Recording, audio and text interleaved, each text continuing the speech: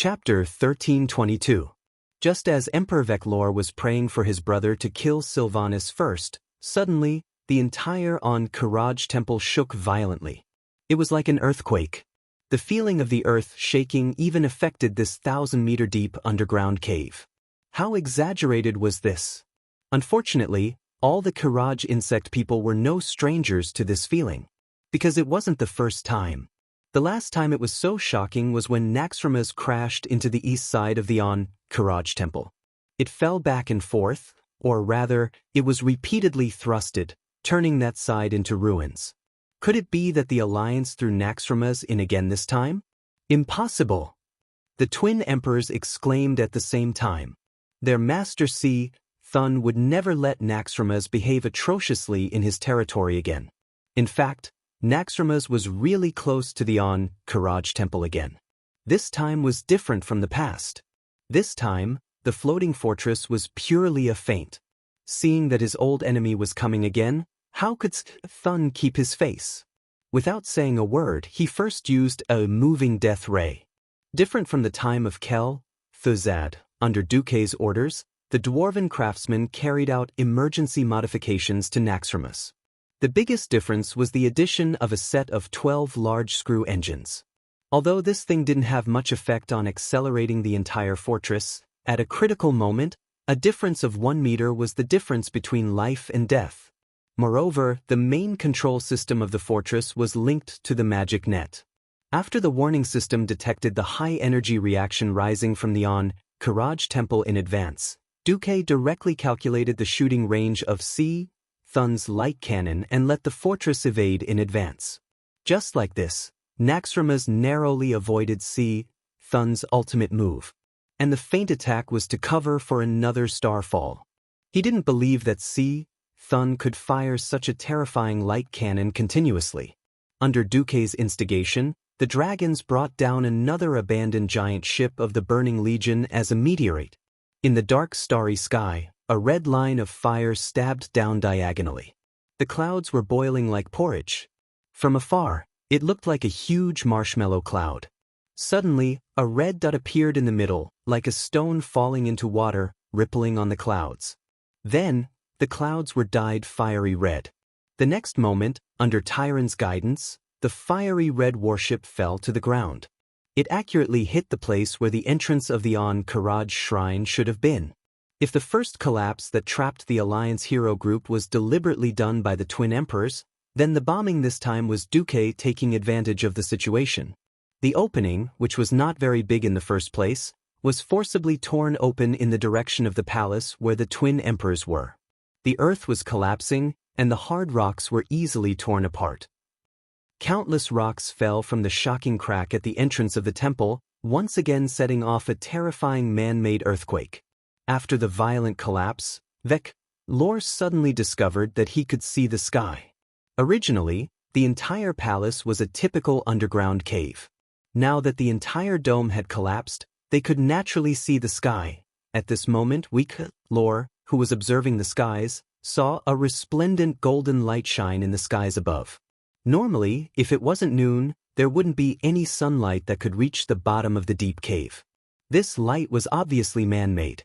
Even if Veclor died, he wouldn't know that at this moment, in the orbit of the planet above Courage, there was a reflector made from a crystal mirror that was about 2 kilometers long and wide. This was naturally a product of black technology that Duque had asked the dragons to do.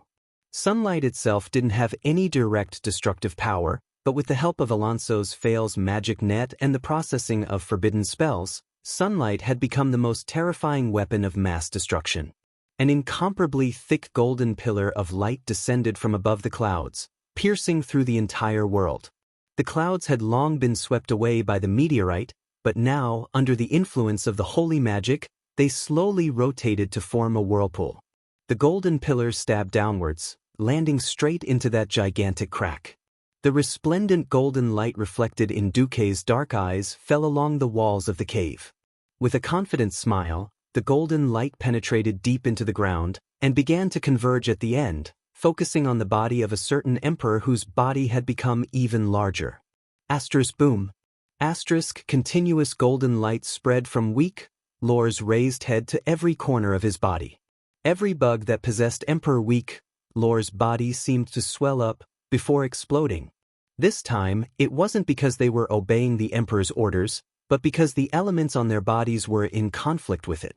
That's right, in order to avoid Duque's edge, Weak, Lore had chosen to use the shadow element as his core.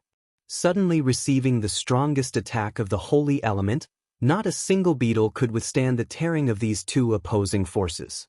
Flesh and blood flew everywhere, and more tentacles, mouthparts, shells, and thorny limbs exploded into the air.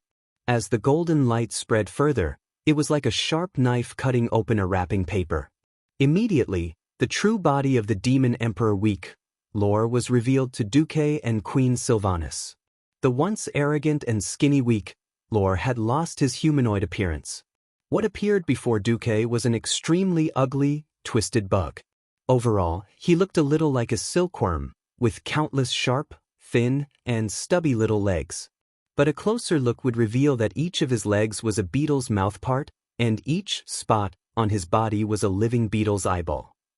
Emperor Weak, Lore, was more like a monster made of countless bugs intertwining with each other. Fortunately, in less than half a second after Weak, Lore's glory was revealed, Alonso's soul directly descended beside Duque. His full strength caused this disgusting scene to become extremely brief. Amidst an earth-shattering, inhuman scream, that giant bug amalgamation suddenly exploded. Every single tentacle, every single horn, and every single hair that was like steel needles completely exploded apart and transformed into specks of powder that were the size of ordinary ants.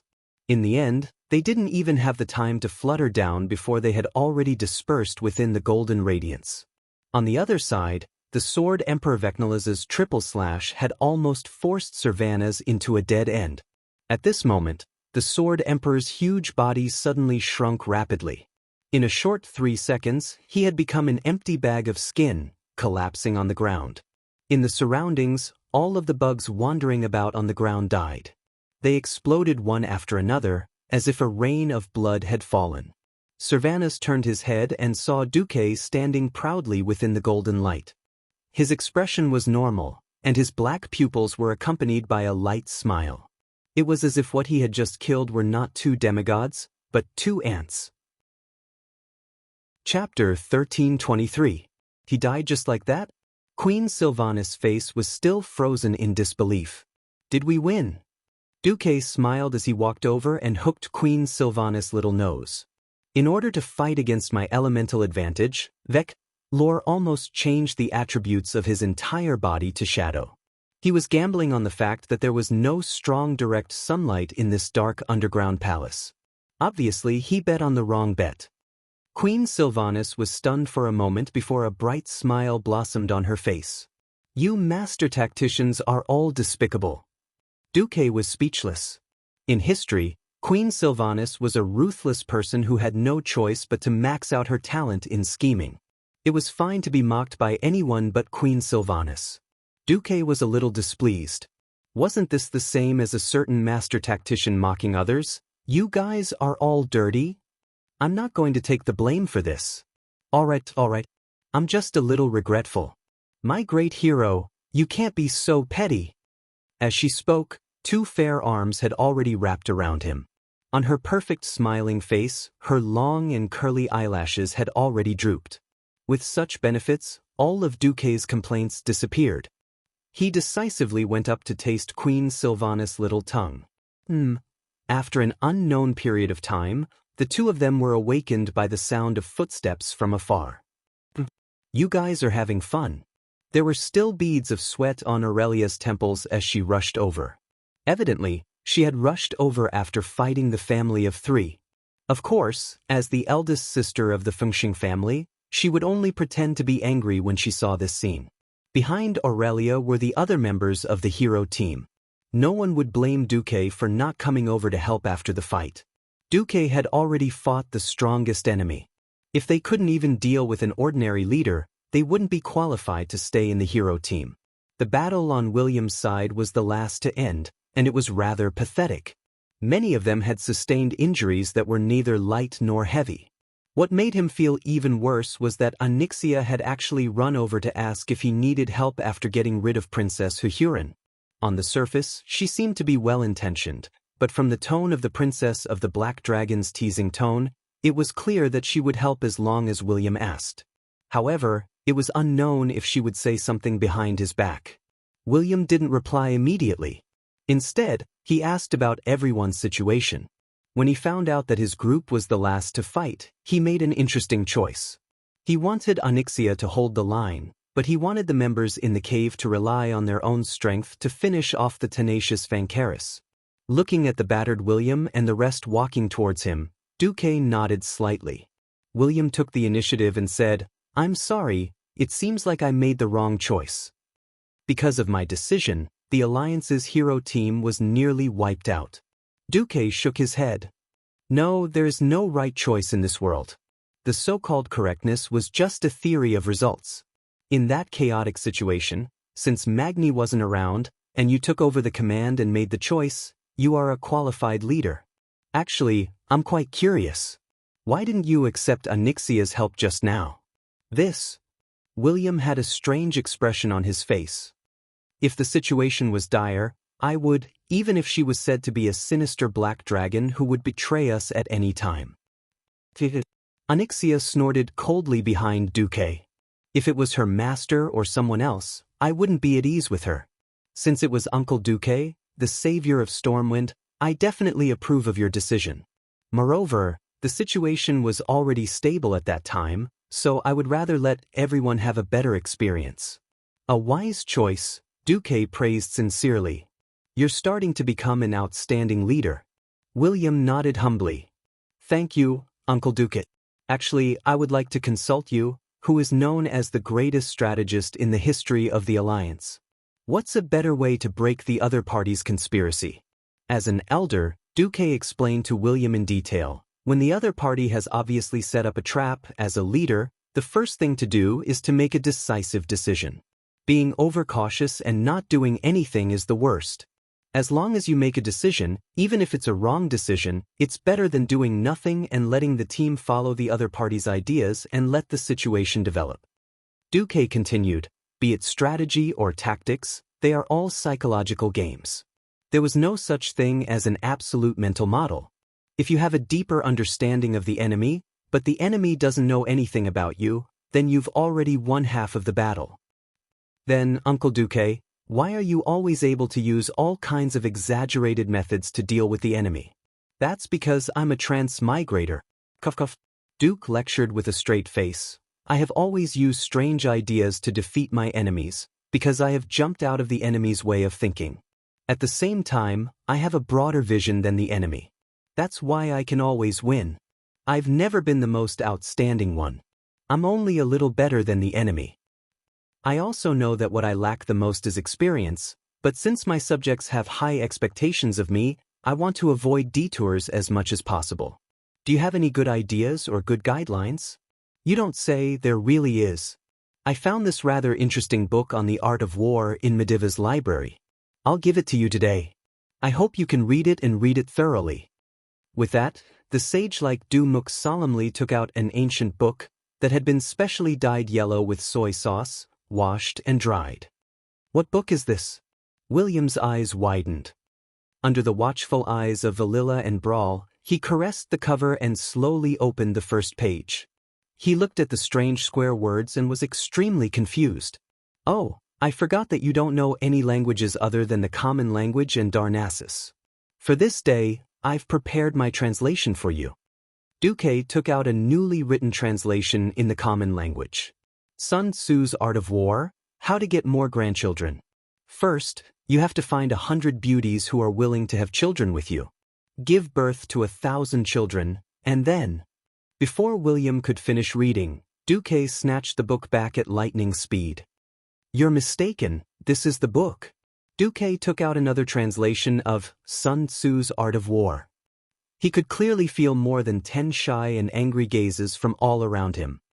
War is a matter of great importance to a country. It's the land of life and death, the path of survival. It must be examined. Although it was a little hard to understand after William read it out, It was more than 100 times more pretentious in an instant. Chapter 1324. Sun Tzu's Art of War was a top-notch work that revealed the laws of competition.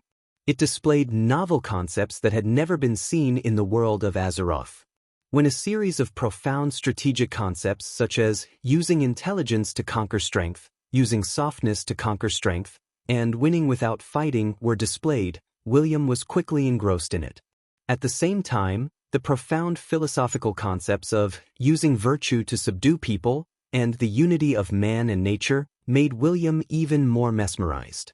Before Duque traveled to this world, the influence of this masterpiece had far exceeded the borders of the country. Many famous foreign strategists were intoxicated by the broad and profound traditional strategic culture of China. Not only did this masterpiece transcend national boundaries, but it also transcended time and space. As British Air Marshal John Slessor said in China's military maxim, "What's fascinating about Sun Tzu is how amazingly up-to-date his ideas are." By changing some of the words slightly, his maxim seems to have been written yesterday. This masterpiece was no longer simply a work of war. It had become a must-read for leaders in the fields of politics, economics, and diplomacy. Sun Tzu's ideas were not only widely used in the modern military field, but also in politics, economics, diplomacy, and sports. For such a godly book, which had been explained in detail by Duque in the common language, William was almost instantly sure that this was the legendary Holy Bible. Looking at this Holy Bible, William's slight disappointment from making the wrong choice was immediately swept away. His eyes contained a brighter light than before, as if there was a raging flame burning in them. Unknowingly, Magni had also come over, and even the other kings had come over to watch. It was only when Duque slapped William and Magni's shoulders that they snapped out of it. "All right, see? Thun is not dead yet. Let's retreat first." If it was in the past, William would have asked Duque why they didn't just kill him in one go. However, the concepts of retreating in order to advance that he had just seen had strongly stimulated William's thoughts. The higher-ups of the alliance quickly reached a consensus to retreat first. Since they were allied forces, challenging the ancient god Thun was a huge matter, they would definitely go through thick and thin together. Even with a demigod like Duque overseeing things, there was still no guarantee. After all, no one knew to what extent Thun's strength had recovered, but from the two attacks Thun made, one of which sent Naxxramas flying and the other of which blew up a small part of Naxxramas, it was clear that the power of this ancient evil god was not complete. Of course, the alliance could directly charge into the lowest level of the Karaj temple without waiting for the tribes. He might even be able to take advantage of Thun before he fully recovered. But so what if he won? They might be able to obtain some decent equipment, but who could guarantee that the alliance's experts wouldn't die? It was precisely because the alliance was stronger than the Horde in terms of both quantity and quality of experts, as well as national and military power, that the alliance was able to form an allied army. If the alliance sacrificed too much, it would only benefit the Horde. William suddenly understood why Duque wanted to retreat first. Duque smiled and turned to Jaina. "Go out and inform the vanguard of the allied army to retreat immediately from the Wall of Beetles to the Divine Temple. At the same time, prepare to use continuous artillery fire 24 hours a day to cover the road from the Wall of Beetles to the Karaj ruins." Almost as soon as the Alliance heroes returned to Naxxramas, the most terrifying insect swarm on record broke out in the Karaj temple. Damn it! It's here again. On the floating fortress, all kinds of chaotic sounds drowned out everything. The sound of orders, angry curses, and then the loudest sound of artillery fire rang out. No one could figure out whether the sound of the artillery had alarmed the swarm, or whether the swarm had attracted the artillery fire. Almost at the same time as the artillery shells rained down on the Karaj temple, insects the size of small trucks rushed out from every corner of the temple with their fangs and claws bared. They were like a black carpet that covered the entire ground, dyeing the yellow earth into a creepy, constantly shaking black color. They rushed out of the temple and formed a huge wall that was like a wave. They rushed forward crazily and quickly, even ignoring the cries of their companions. They stepped on their companions that ran slower to the bottom. Whether or not they would be trampled to death, no one knew. Originally, Lurok Salyafar didn't want to retreat because retreating meant that the horde heroes led by Sal would be cut off. However, Duque's words dispelled his thoughts. Varrock, I don't doubt your loyalty to the chief at all, but it's not like you haven't seen an insect swarm before. How long do you think your army can last in front of this tide? Do you want to kill the last elites of the horde? And as long as we kill all the insects, we can still get Sal and the others back. Don't worry, as long as Thun isn't beaten back to the depths of the planet, the interests of the Alliance and the Horde will be the same. Varrock was silent for a few seconds and finally nodded. The Horde retreated. The Alliance, with the convenience of Naxxramas, crazily opened fire on every isle in the direction of the Karaj Temple, every place that wasn't under the protection of Thun's power. The insects were charging without any regard for their own lives, and the Alliance's artillery was also covering the area. The swarm of insects that was originally like a surging black tide didn't even have time to form an interweaving turbulence before it was smashed to pieces by the Alliance's superior artillery. The entire world seemed to be filled with the light of the explosions. As the Cannon King of the Alliance, Bu Lang Bronzebeard methodically commanded Naxxramas. 4 ground attacks, prioritize the incendiary bombs, then the explosive bombs. For air attacks, don't stop the 3 types of bombs. Don't be afraid to run out of bombs. Sir Duke Marcus is already a demigod for mages. He will open a portal for us to replenish our ammunition. In the command center, after letting Khadgar help with the matter of the portal, Duque's focus fell on another place. He said to Varrock and Magni, "See? The range of Thun's power shield has shrunk." The two nodded at the same time. Originally, Thun could cover the entire Karaj Temple, but now it only covered the main hall of the temple. Other places, even if stray bullets flew over, it didn't matter. Why is that? Varrock was puzzled.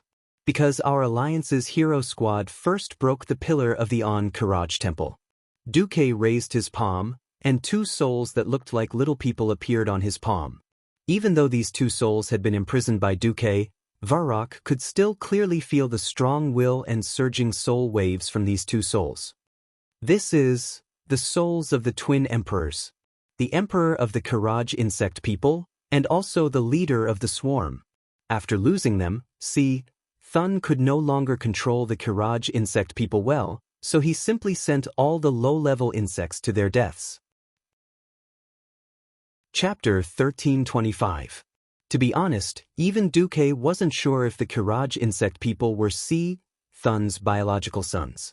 After all, in terms of race, they wouldn't even be able to pee in the same pot.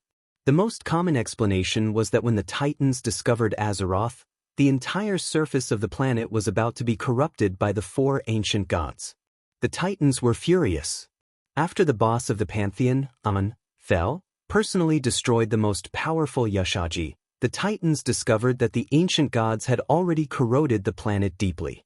Killing the ancient gods would cause great damage to Azeroth. For the sake of Azeroth, a powerful Titan in the future, they created guardians and sent them to seal the ancient gods in Azeroth. However, these ancient gods didn't obediently give in. They were still hatching plans in the underground of Azeroth, ready to rule the world again at any time. Thun was defeated and sealed in a battle in Silithus. However, with the loss and confusion of the Guardian Leiden, as well as the earth-shattering explosion and impact of the Well of Eternity, the Guardian's seal gradually weakened. He reappeared as the mastermind behind the Karaj insect people. However, in all historical documents, only the Karaj insect people were mentioned as Thun's servants. According to Thun's crazy personality, since he wanted to stall for time to recover from his injuries, servants were probably existences that could be abandoned at any time. At this thought, Duque had a new idea. Bu Lang, when this wave of insects is over, use the 0 cannonball. But Bu Lang replied, 0 cannonball? William was curious. There are many plants in this world that are more or less poisonous to insects. The most widely used ones are pyrethrum, rhotina, and tobacco. The so-called zero cannonball is to cultivate a large number of these plants, grind them into powder, and then shoot them near the insect nest. As for how effective it is, it will have to be tested to know. Anyway, there are a lot of materials in the Ungoro crater in the east, Duque replied indifferently. It didn't matter if there was no effect. If there was a special effect in the test, it would be worth it. Although Si Thun didn't care about the insects, the Alliance and the Horde did. Even if they killed Si Thun, there might be another insect wave, and the whole of Kalandor would have to kneel. It was not possible to form such a magnificent coalition army every time. As a transmigrator, Duque knew that Azeroth was full of trouble. William nodded heavily. I've learned a lot. After settling the chores, Duque came to the strange little space attached to Naxxramas.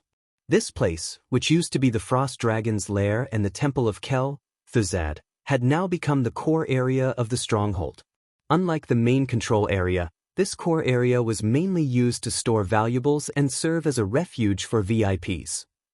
Thanks to the promotion of mold-based house construction, while the logistics force was busy transforming Naxxramas's defense and firepower, Du had the time to recruit a group of Storm City's Mason Brotherhood craftsmen to work on his own. It wasn't an exaggeration to build an exquisite 3-story palace for himself and the other kings in the original Frost Dragon's lair. Duque's own villa was a Duke level 2.5 stories. What was the result? 2.5 stories above and 3 stories below the ground, for a total of 5 stories. In this Duke's mansion, Duque set up a magic array. First, he summoned Khadgar, Alonso's, Thaddeus, and Farina. Then, Vanessa opened the door to welcome the guests. Seeing Alonso's fail, these guests, or helpers, all bowed their heads. Nice to meet you, teacher. Theon and Gavin Rad bowed their heads first, followed by Riadaline and Benedettas, who were second in line, and then Sally Whitemane. I'm no longer a living person, so let's dispense with the customs of the mortal world. Alonso's was quite happy to see that his disciple was still active in the front line of fighting against evil. After some pleasantries, Duque went straight to the point. Since Si Thun is using all the insects to attack and stall for time, we won't be able to break into the deepest part of the temple of An-Karaj for a while. So, while the enemy is increasing in strength, we have to do something. My suggestion is to find a way to purify and absorb the souls of the twin emperors into the magic net as nodes of the magic net. At the same time, we can see if we can extract the divinity of the twin emperors and plant the seeds of divinity for those who are determined to break into the realm of gods. Even though everyone knew that Duque had always been kind, no one really thought that Duque would take out the divinity as a trophy. In everyone's hearts, that was basically the absolute territory of the number 1 person in the Alliance, Duque. And this time, even if Queen Sylvanas didn't participate in the fight against the twin emperors, Duque probably had a 70% to 80% chance of winning. Everyone was moved. Theon was even more respectful. I'm a straightforward person, and I rarely admire anyone. But I want to say, besides my teacher Fail and Wuther, you are the 3rd person I admire. Everyone offered words of praise. Duque waved his hand. Our fate is linked to Azeroth. If this planet is destroyed, Draenor is our role model. Even becoming a demigod is nothing to praise, as long as everyone remembers the saying, with great power comes great responsibility. They were all from the Alliance, so there was no need for formalities. Maybe if Azeroth collapsed, the Alliance could follow the example of the Horde, using the Dark Portal to roll to a certain planet and launch a desperate invasion. Victory could ensure the continuation of the race, but what about failure? The Horde was the best example. Thinking of this, every Alliance hero felt the same way. Duque continued, I'll skip the pleasantries and ask directly, who wants to plant the seeds of a demigod? This time, I expect to be able to extract 2 seeds. If you have the confidence, please come forward. There is a saying that goes, confidence may not necessarily win, but without confidence, you will definitely lose. Who wants it first? There was such a thing as not passing on responsibility. Queen Sylvanas proudly stepped forward with her long bow on her back. Her long eyebrows were slightly raised, and she placed one hand on her hip. Her aura naturally spread out. The current alliance was said to be the four major races, but the dwarves were actually the vassals of the dwarves.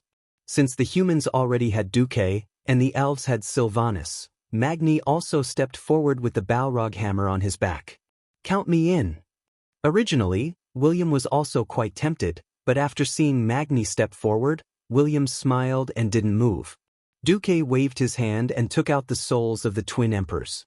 It wasn't an exaggeration. Different from the little surprise of Prophet Skirim, the two demigod souls were Duque's biggest gain since attacking the temple of An-Karaj. Chapter 1326. Unfortunately, the souls of the twin emperors were symbiotic and could not be separated and used separately. Of course, the difficulty of subduing them had more than doubled. If there were difficulties, they had to go up, and if there were no difficulties, they had to go up. It seemed like I said something wrong. Forget it, don't mind this little detail. In the next moment, the souls of the twin emperors separately emerged from the palms of Duque's hands. Emperor Vecnaliz's eyes widened, and he stared angrily at everything in front of him, but he immediately realized his powerlessness, because like his brother Emperor Vecnalor, he had lost their demigod bodies, and became pure spiritual bodies. "Yo, twin emperors, how are you feeling?" Duque's face, in their vision, became immeasurably huge, and very much in need of a beating. They opened their mouths, but were shocked to find that they could only let out soundless roars. They tried to change everything, using all the power they could use to change the situation, but unfortunately, the soul prison had completely sealed off all their power. The only thing they could do now was to be prisoners, captives, and obediently wait here for the victor, Duque, to judge them. Duque gently tossed his hands up, and the two soul prisons rose slowly until they were imprisoned in mid-air by the magic array. Duque snapped his fingers, and under everyone's gaze, the souls of the twin emperors began to grow, becoming the size of a dwarf. "Twin emperors, didn't you say that the victor gets everything? Now, as the victors, Duke Marcus and Sylvanas Windrunner, come enjoy our spoils of war." Duque pulled Queen Sylvanas over, and they stood side by side. Clearly, the faces of the twin emperors twitched in pain. What had been said not long ago still echoed in the ears of the four of them. The reward of the victor should not be discounted. The etiquette of the loser should be done to the extreme. Right? They had said so. However, that was both the emperor's reserve and pride, and the absolute confidence of the strong. True warriors never thought about the consequences of failure, because they never thought that they would fail. Admittedly, they could be as ugly as those captured mortals. For example, slamming the soul barrier in front of him with all his might. But this kind of thing, other than showing their helplessness, they would also lose their demeanor. They would not do it, because to them, this kind of ugly behavior was even crueler than death. Although the twin emperors had already experienced the pain of their bodies being blown up alive by the most intense holy light in history, that was only the torture of mortal bodies. The real torture was on the soul. They had lost. The two brothers had actually lost to a mortal woman and a human demigod who had yet to unleash his full power. He once thought that they were incomparably powerful, second only to see Thun's power, second only to see Thun's perfection. They didn't even care about the other ancient gods who were as famous as Thun. But now, the cruel reality struck their worldview again and again. Anger, hatred, abomination. Even so, even though they gritted their teeth tightly, the twin emperors did not even need to speak. Their minds were connected, and they had already made their decision. The twin emperors echoed each other. "Speak, winner. What spoils of war do you want?" Duque nodded. "The first thing I want is your divinity. I mean divinity that has been stripped of your will, leaving only the characteristics of combat and magic. The divinity of other gods was not so easy to take. Apart from representing power and energy, divinity also represented the will and characteristics of a god or a demigod. Especially the will. If the will left on the divinity was forcibly dispelled, the result would either be failure and the will above would backfire, or it would be like Duque dealing with Prophet Skirim before, where the loss was huge, and it would be amazing if there was even one left after 2 points of divinity. If the other took the initiative to remove the divinity, that was another matter. Duque was not worried that the twin emperors would not give in. The biggest difference was not that there was no gain, but how much gain. The oath of the emperors will not be broken. Having said that, the twin emperors were very straightforward and directly began to withdraw the will on their divinity. This was not a simple thing. Divinity, as the most important asset of a demigod, was usually eager to inject the largest and most resolute will into it, to prevent it from being seized by the enemy. Every demigod did everything possible to stamp their own mark on every corner of the divinity. Now to remove the will in their divinity, and in a state where they had lost their divine body and had no support, the difficulty and hardships could be imagined. Duque wanted to provide magical support, but was refused by the stubborn emperor. This process lasted for a full half an hour, during which no one spoke, quietly watching the twin emperors cast the spell. It was finally done. All right, here. The emperor will fulfill his promise. The twin emperors, echoing each other, gave two big gifts. Under the system prompt, Duque clearly saw the label on it: melee non-attribute divinity 3 points, magic divinity 3 points, optional types, arcane, frost, fire, nature. A total of 6 points of divinity, and the twin emperors being so straightforward was also unexpected. Duque first carefully let the system check it, and after confirming that there were no problems, he made the second request. He hoped that the twin emperors would become his elemental emissary. Unexpectedly, it was rejected by the other party with incomparable firmness. No, there is no room for negotiation. Absolutely not. The emperor can lose his empire, can lose his subjects and wealth, and even lose his queen, but the emperor must never kneel to the enemy. Duque's eyes narrowed. Didn't you say that the winner gets everything? The twin emperors were obviously angry, and like a machine gun, they opened the chatterbox. The entire on-Courage insect people empire is the servant of the greatest god, Thun. This is the will that is imprinted in the depths of every insect person's soul, and absolutely cannot be changed. Your request? We can't do it. And our failure does not mean that we surrender. Even if you are the winner, you are not qualified to gain our loyalty. You will fail in the end. The Supreme Thun will lead the Courage insect people to occupy this world.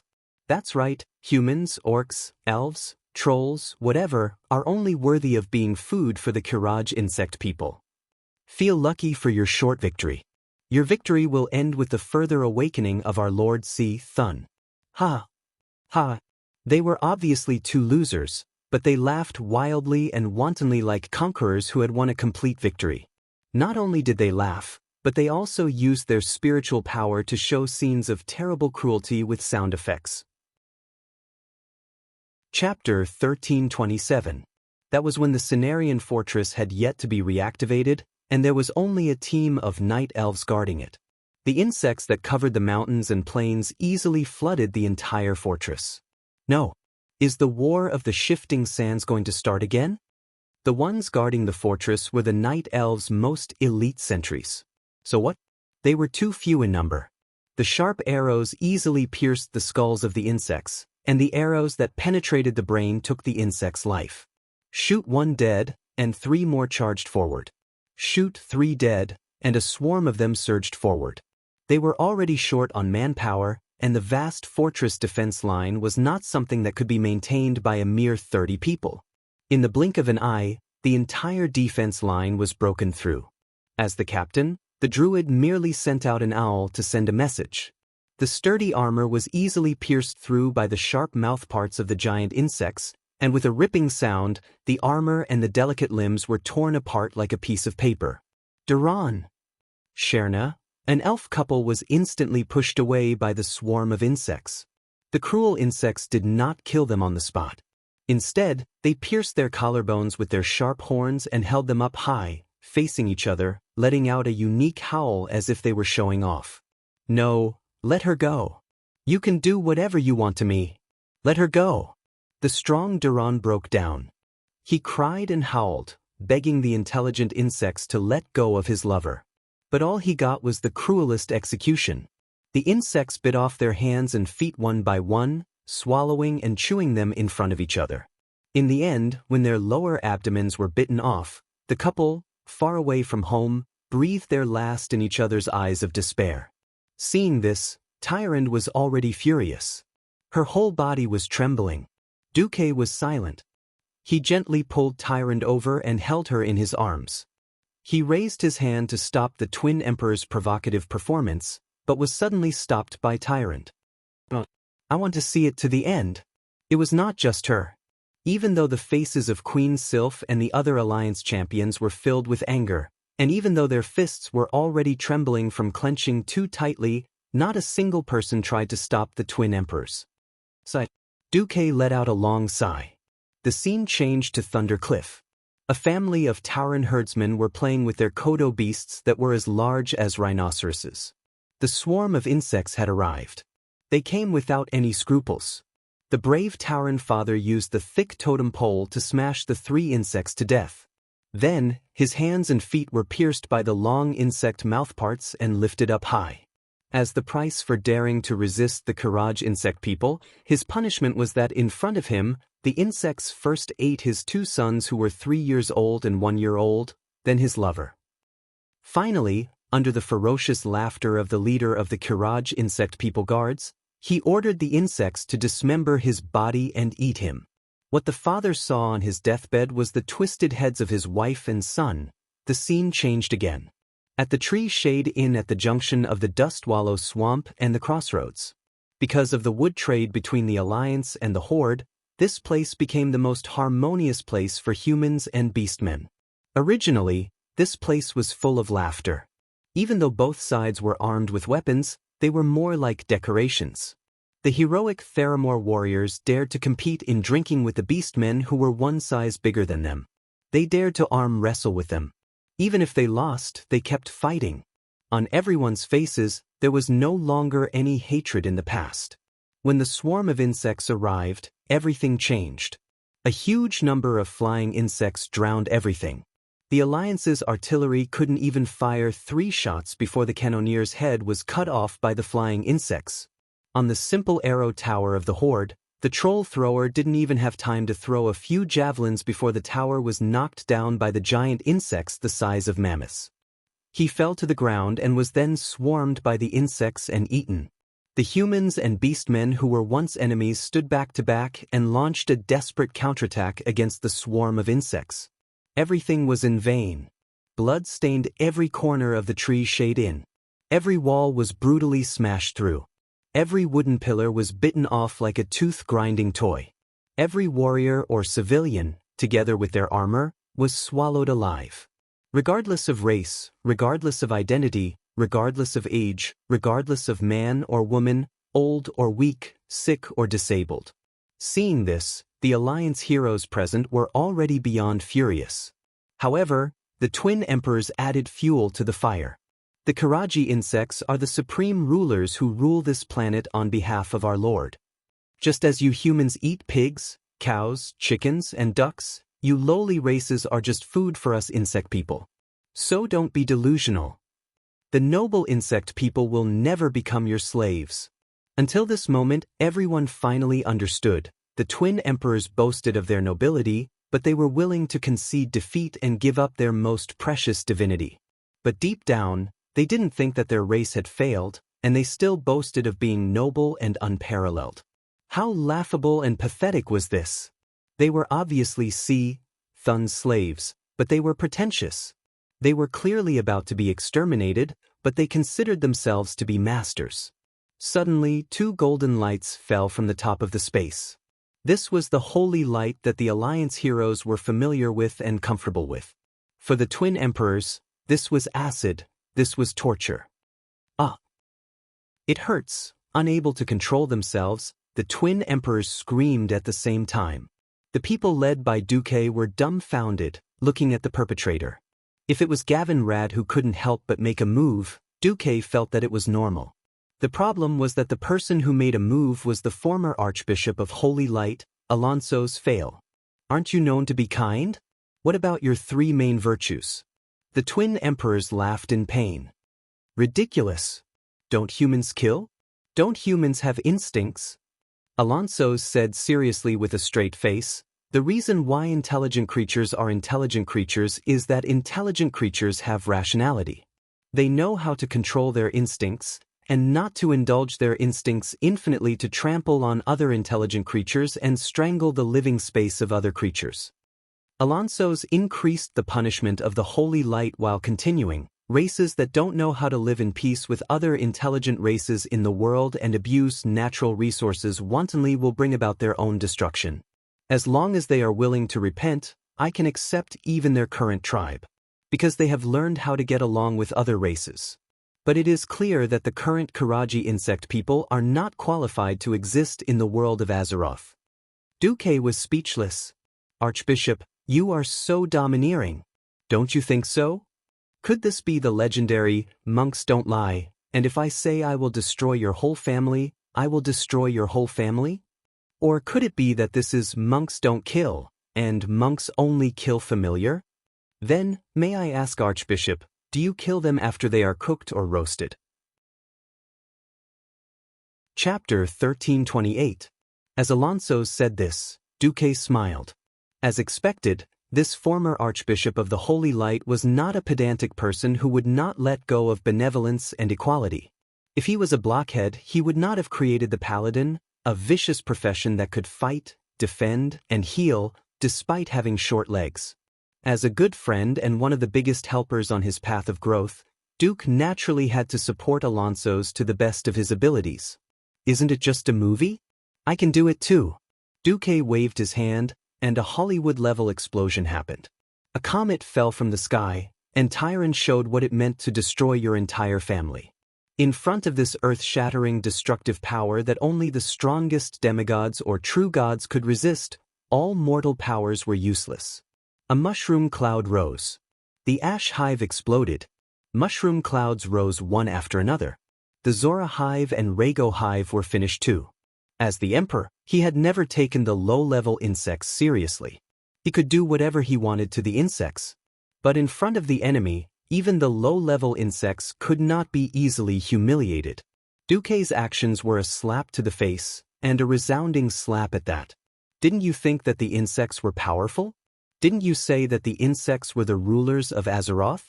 Why did they have to exterminate their entire clan? The death of each insect queen represented the destruction of a hive and a branch of the insect race. In the video, the number of insects killed and corpses collected by the Alliance and Horde Alliance was clearly shown. This kind of slap to the face with big data was crueler and more effective. Not only that, Duque also provided real-time combat footage. At this moment, outside, the Alliance's cannons shook the sky, and mushroom clouds of various sizes rose in the empty space in front of the Courage Temple. Not only did the insects at the center of the explosion die without a complete corpse, but even those within the range of the shockwave were stabbed to death by the sharp claws or broken limbs of their comrades. In the air, there were not many insects that could escape the large-scale coverage of the Tyrant 3 bombs. Occasionally, a few of them managed to advance, but they had to face the barrage of magic bullets that poured down on them like a storm from the countless magic towers. If he was lucky enough to come over, there would be griffins and wyverns to intercept him at close range. It wasn't that there weren't any large bugs that tried to break through. There was one in the image that was as large as a train carriage that tried to break through. In the end, Xianxia, who was entrenched on the platform of the fortress, pounced on it. With a sweep of her dragon tail, it was smashed into pieces and fell to the ground. The twin emperors felt as if their hearts had been cut by a knife. The destruction of his clansmen was indeed heartbreaking.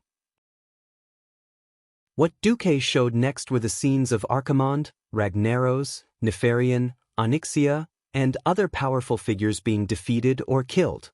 Every scene was so soul-stirring that they were shocked speechless. If it was an ordinary blow, although it was painful, they believed that they would be able to endure it in the end. Even if they had to endure the punishment and torture of the Holy Light, they were confident that their souls would not fall. Unfortunately, what they saw now was the greatest pain for them, because they saw the possibility of their master, Thun, being defeated. Thun was not invincible. 25,000 years ago, he had been defeated once, and he had been defeated very, very badly. Not only was he seriously injured, but he was also completely sealed, locked in the deepest part of the earth like a dog. Our master might be defeated. Once this thought arose, it could not be extinguished. Their only goal now was to persevere and refuse to give in to Duque. Although even the twin emperors themselves did not know what the meaning of their perseverance was, Thun was like a bright light in the dark, the last breath that supported their will. Duque's voice, which did not sound loud, was amplified by his divine power, almost 10 times louder than a loudspeaker. Every note shook the twin emperors' minds. Stupid and pitiful creatures who can't see the big picture. Don't you know that the existence in front of the wheel of history, no matter how great or small you are, will be completely crushed? This is fate. Fate was a very mysterious word. When someone was invincible, he was definitely a proud dragon, even daring to pierce through the sky. When he was defeated and depressed, this word was the most terrible and unsolvable curse, firmly binding his soul, with no hope of breaking free. Duque used the so-called fate to trick the Black Dragon Princess into becoming his mount after defeating her. When he had nothing to do, he would ride her for fun, and when he had something to do, he would ride her for battle. It felt so good. Now, Duque had used this trick on the twin emperors. Duque's voice carried endless majesty and a hint of temptation. Are you still stubborn? Do you still expect your master Thun to turn the tables? This is ridiculous. The fate of Thun's destruction has been decided. In a month at most, you can see Thun's corpse. This time, not only did the twin emperors lose their voices, but even the alliance's powerhouses looked shocked. These words were too exaggerated. Impossible. You can't defeat our master. Not to mention the twin emperors, even the alliance's powerhouses were anxious for Duque. These words were too full of themselves. Even though Thun had been seriously injured, he was still a true god. Originally, the alliance's attack on Courage was something they had no choice but to do. It wasn't easy for Duque to become a demigod, which gave everyone more confidence. In everyone's hearts, it would be good if they could grind Thun to death or seal it again. Duque actually boasted that he could kill an ancient god in a month. Even if everyone knew that Duque wanted to subdue 2 true demigods, that was too exaggerated. Duque didn't care at all, and smiled with confidence. Twin emperors, why don't we make a bet? Duque's ambition was obvious, but the twin emperors couldn't be afraid. This was their last pride. Vecnala's face was cold. You're looking down on a true god too much. Vecnala's put on the same expression. This kind of bet that we will definitely win is meaningless. Duque still had his signature smile. I'm only asking you, do you dare or not? As you said and did, the winner gets everything. Within a month, as long as the Alliance, Horde, and Dragon's Hero Group cannot defeat Thun, or do not dare to fight Thun, I will naturally let you return to your master safely. At that time, if it wants to reconstruct your body or something else, I will not stop it. This bet could not be said to be small. As a price, the twin emperors naturally knew what they had to pay. The 2 brothers said in unison, as long as you or the Alliance can defeat our master Thun within a month, we will be loyal to you, and the entire Kiraj insect people will become the Alliance's slaves. Whether you want to enslave or slaughter them all, we won't complain. Chapter 1329. This oath sounded ridiculous. It was simply at the level of the Arabian Nights. After calming down and thinking about it carefully, one would find that it was not only Duque's side who had this idea. Similarly, the twin emperors were not idiots. If what Duque showed the twin emperors was only the scene of the destruction of the 3 insect nests of Silithus, it was just a demonstration, then the scene of the insects coming out of the temple of Courage to make a death charge told the twin emperors another key. After they were killed, Thun was tired of these worthless servants of the Kiraj insect people. Outsiders could not see it, but as the insect people emperors, they could definitely see that in the charging swarm of insects, there were a large number of insects that were not qualified to be soldiers. No race would let their young go to the battlefield unless it was a matter of survival. Thun was burning the bridge after crossing it. This was the core reason that made the twin emperors angry and loosened their minds. With the help of the system, Duque saw the age structure of the insects, which was why he seemed to gamble. He seemed reckless and even boastful. If you thought about it carefully, you would know that there was no such thing as failure in Duque's dictionary. If the Alliance's hero group failed, then whether the souls of the twin emperors would be returned would naturally be decided by the victorious Si Thun. It was impossible for Duque to use Si Thun's servants to cause Thun to let him go. If the Alliance won, then the twin emperors would undoubtedly find a new way to survive for the Kiraj insect people who were at the end of their rope. Of course, if the Alliance did not win, then naturally there was no need to mention anything. They did not overly force the twin emperors to make a decision now, and everyone dispersed after the twin emperors made their promise. Kalia asked, "If we win against Si Thun, will we really accept those terrible insects?" Duque smiled. "Are the orcs scary? Cruel?" Kalia was suddenly enlightened. Yes, the orcs were also scary and cruel. These green-skinned humanoid monsters once ravaged the entire Eastern Kingdom, causing millions of deaths and injuries, plunging tens of millions of people into the flames of war, and bringing unforgettable terror and pain to all the major races of Azeroth. But now, these terrifying and cruel green-skinned creatures had become the allies of the entire Alliance. Was it funny? Was it worth hate and anger? Maybe, maybe not. In the face of the survival of an entire race, or even the entire planet, racial hatred was nothing. Thanks to the tireless propaganda and guidance of the various countries over the years, the people's hatred towards the orcs had been slightly reduced. At least until the new enemy was eliminated, the fuse would not be lit. This situation also applied to the Kiraj insect people. Those insects would be useful in many ways if they were used as mounts, Theon commented. Yes, such as rugged caves, Varian nodded. In the air, griffins could be used. On relatively flat ground, horses could be used.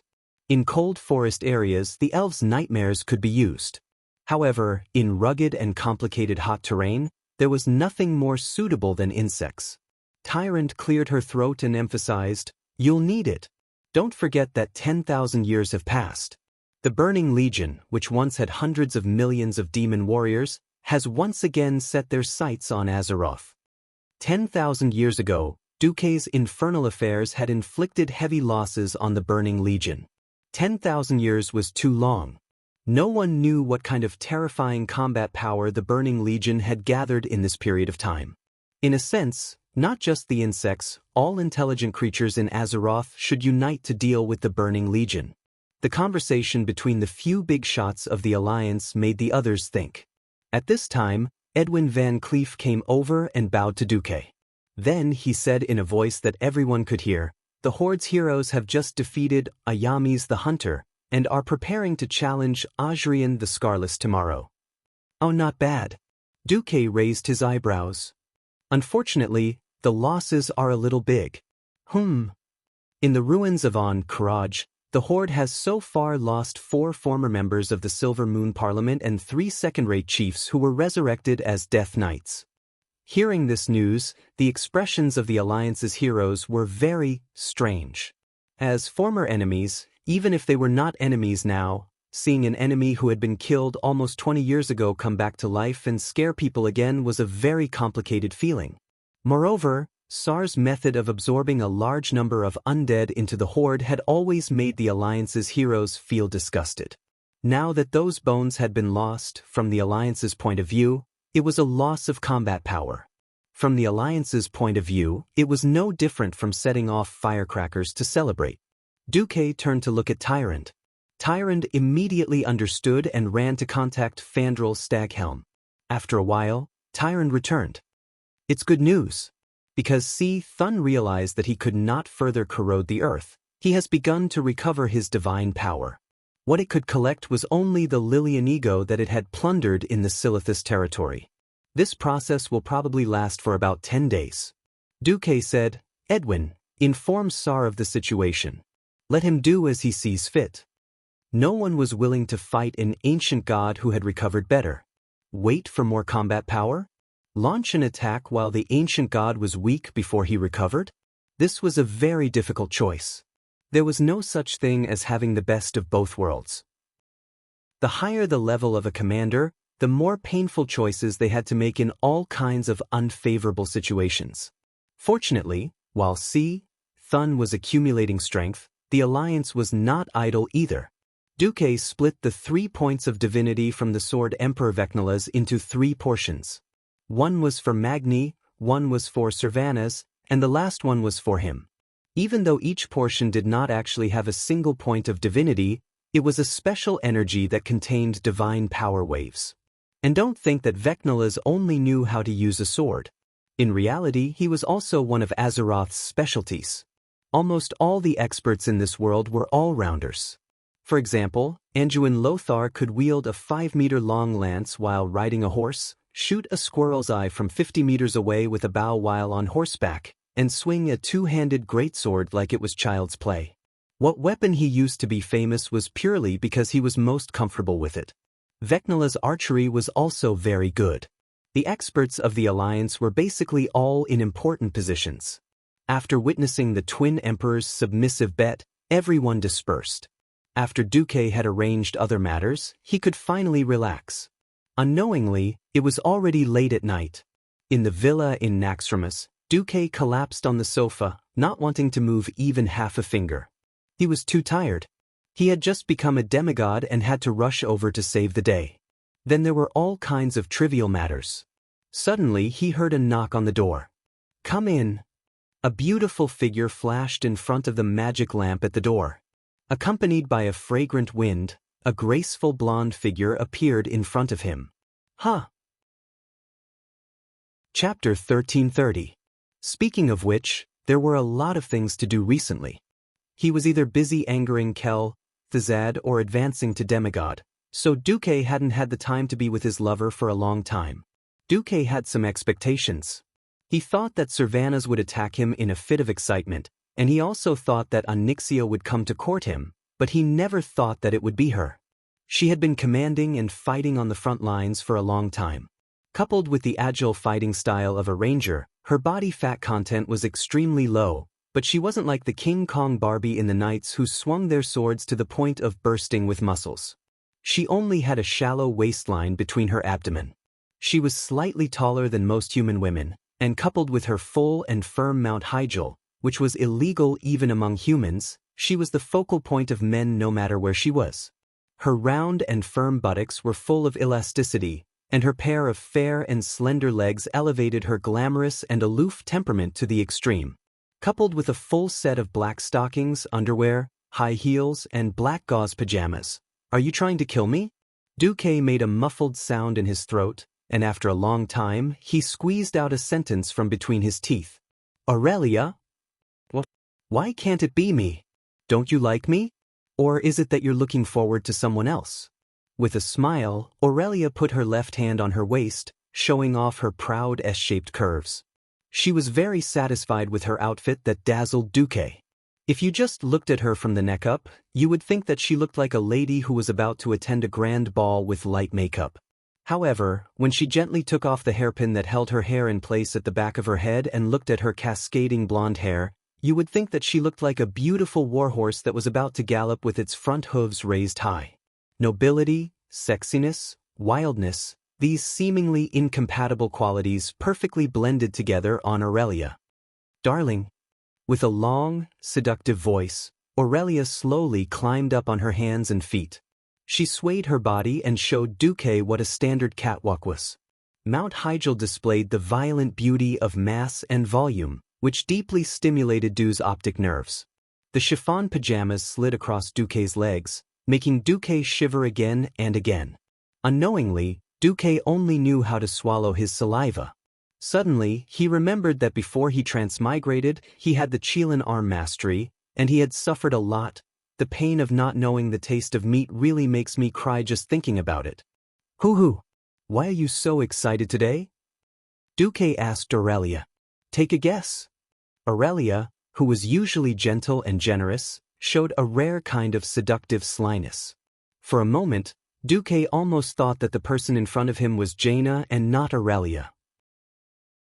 However, Seeing Aurelia's pointed and long elven ears trembling, Duque, who was familiar with her habits, knew that Aurelia must be hiding something from him, and it was usually not a big deal. Because as long as it was a big deal, she would definitely be open and honest. She would first deal with the big or business matters, and then deal with the small and personal matters. At this thought, Duque decided to tease Aurelia, and he suddenly put on a serious face. Aurelia, I just became a demigod, and my stamina, energy, and magic power are all greatly depleted. If there's nothing big, let's sleep peacefully tonight, okay? When Aurelia heard this, her face almost collapsed.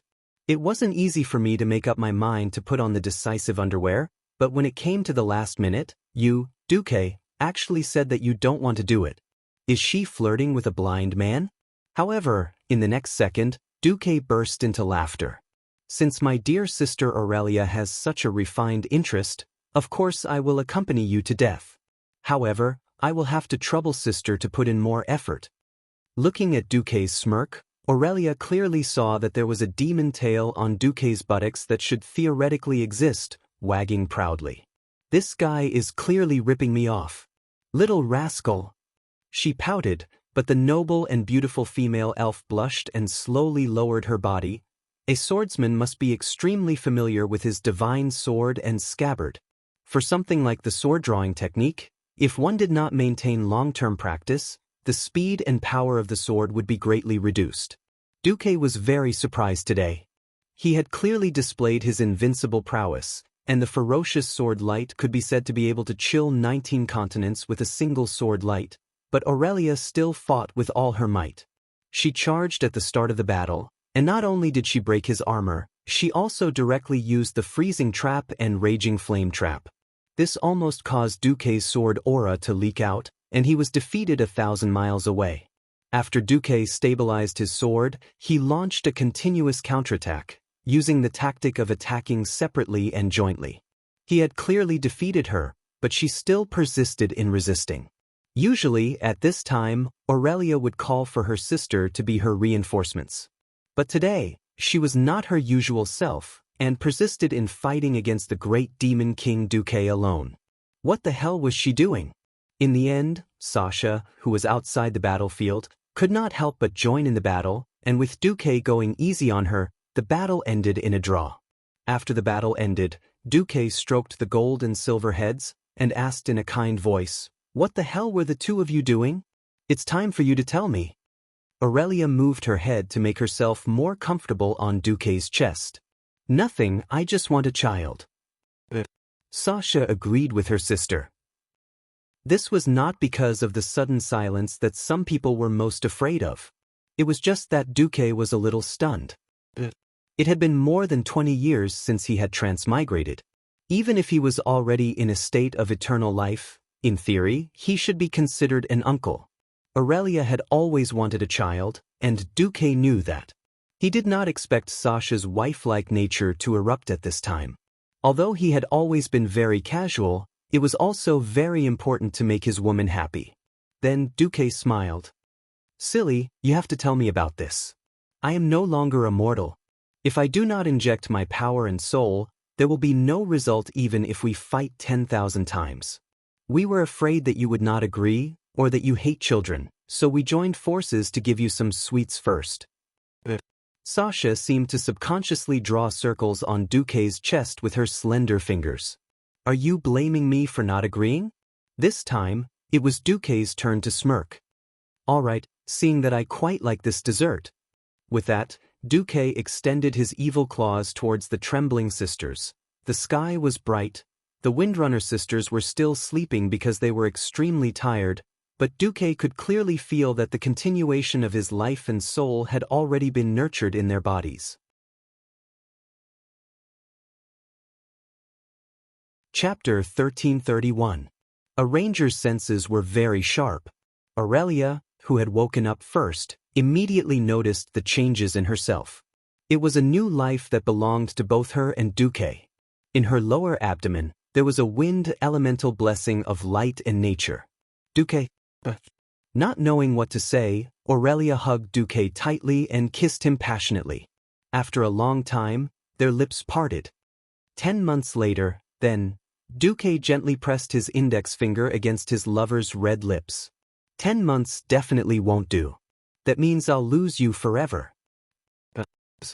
He woke Sasha up as well. With Duque's explanation, the Windrunner sisters finally understood why 10 months wouldn't do. It wasn't like ordinary humans, and high elves didn't have interracial love in the 2,800 years of the alliance between humans and elves. Not to mention the more recent ones, there was Gina Goldsword, who had given birth to King Dalen Proudmoore's illegitimate daughter. Generally speaking, pregnancy was the same as a human's. The key was that Duque had already surpassed the limits of humans. If he wanted to give birth to a child, he had to abide by the laws of the world of Azeroth. The more powerful the existence at the top of the food chain, the more difficult it was to give birth to a similarly powerful descendant. This was quite demanding of parents. For example, Nethario, the Wing of Death, had slapped so many female black dragons and killed them all. Only the strongest Sinestra survived, which was why Nefarian and Onyxia, who were both demigods, were born. Similarly, Elune, the goddess of the moon, couldn't find a suitable true god as a partner. She could only marry the strongest demigod, Malorn, and give birth to the demigod Cenarius. Of course, the descendants of existences who had stepped into the realm of gods were more about the inheritance of power and energy, not ordinary reproduction. The most effective way was naturally for both sides to contribute a portion of their power or divine power and combine them together, so that their descendants could directly become demigods. It was not impossible to slack off. It was like pouring soy sauce into water. You could make do with whatever you wanted. If Duque didn't want his descendants to really do nothing, he had to put in more effort. From a mortal's point of view, Aurelia was very strong. It was a pity that Duque's soul was an oddity. Unless one became a demigod, it would be impossible for him to have any descendants. This indirectly increased the requirements. If a mortal woman wanted to give birth to a demigod, she would not be able to satisfy the energy needed for her offspring in minutes. She would die of exhaustion. Now that the war was imminent and Aurelia and Sasha were unwilling to wait any longer, Duque could only purposely extend the incubation period. This would give his descendants more time to absorb energy and grow. At least 3 years. The Windstalker sisters' mouths pouted, so much so that a soy sauce bottle could be hung from it. Duque shrugged. It's already very fast, and that's taking into account that you have to stay in the magic array for a few days every month. It can't be helped. I'm a demigod of the magic element, and most of my children are magic element as well. If I don't replenish enough magic element, just relying on your own elemental absorption ability won't be enough. Oh, also, you are forbidden from participating in Thun's upcoming battle. I don't want the Mediv incident to happen again. Azeroth can't afford another Dark Portal incident. The Windrunner sisters opened their mouths. They were in pain and helplessness. Aegwynn had claimed to have killed Sargeras, but in the end, she found out that Sargeras' soul had run into her stomach and taken over her son's soul. That was how the Dark Portal incident happened. If there was a precedent and someone killed Thun and was possessed by Thun, that would be a waste of their intelligence. It would be too tragic. Duque, is there any other way? Sasha asked weakly. There is. Don't have children before the world is at peace. We must have children, Aurelia and Sasha said at the same time. Then they entered a magical grieving mode. It's over. We can't go to the battlefield for 3 years. My bow and arrows. The days when I couldn't sleep and went to the void battlefield to hunt. Everything is for the children. Sob, sob, sob. The two sisters hugged each other. The scene was unbearable to look at. They even warned Duque fiercely not to have any thoughts of getting them to abort the children. Otherwise, they would fall out with Duque. But you chose the path. Duque sighed. He rubbed his brows and left the room. Women became mothers the moment they became pregnant, but it was a long and slow process for men to become fathers. Men would not feel like they had children if they did not see their children jumping around and demolishing houses. Duque was very busy. After a rare peaceful sleep, he had no choice but to turn on his daily work mode the next morning. The adjustments to the weave had not been completed, and there were many things that Khadgar could not decide. He could only ask Duque. After the twin emperors reached a tacit agreement with him, things like the twin emperors being captured began to happen, causing their control over the insectoids to decline.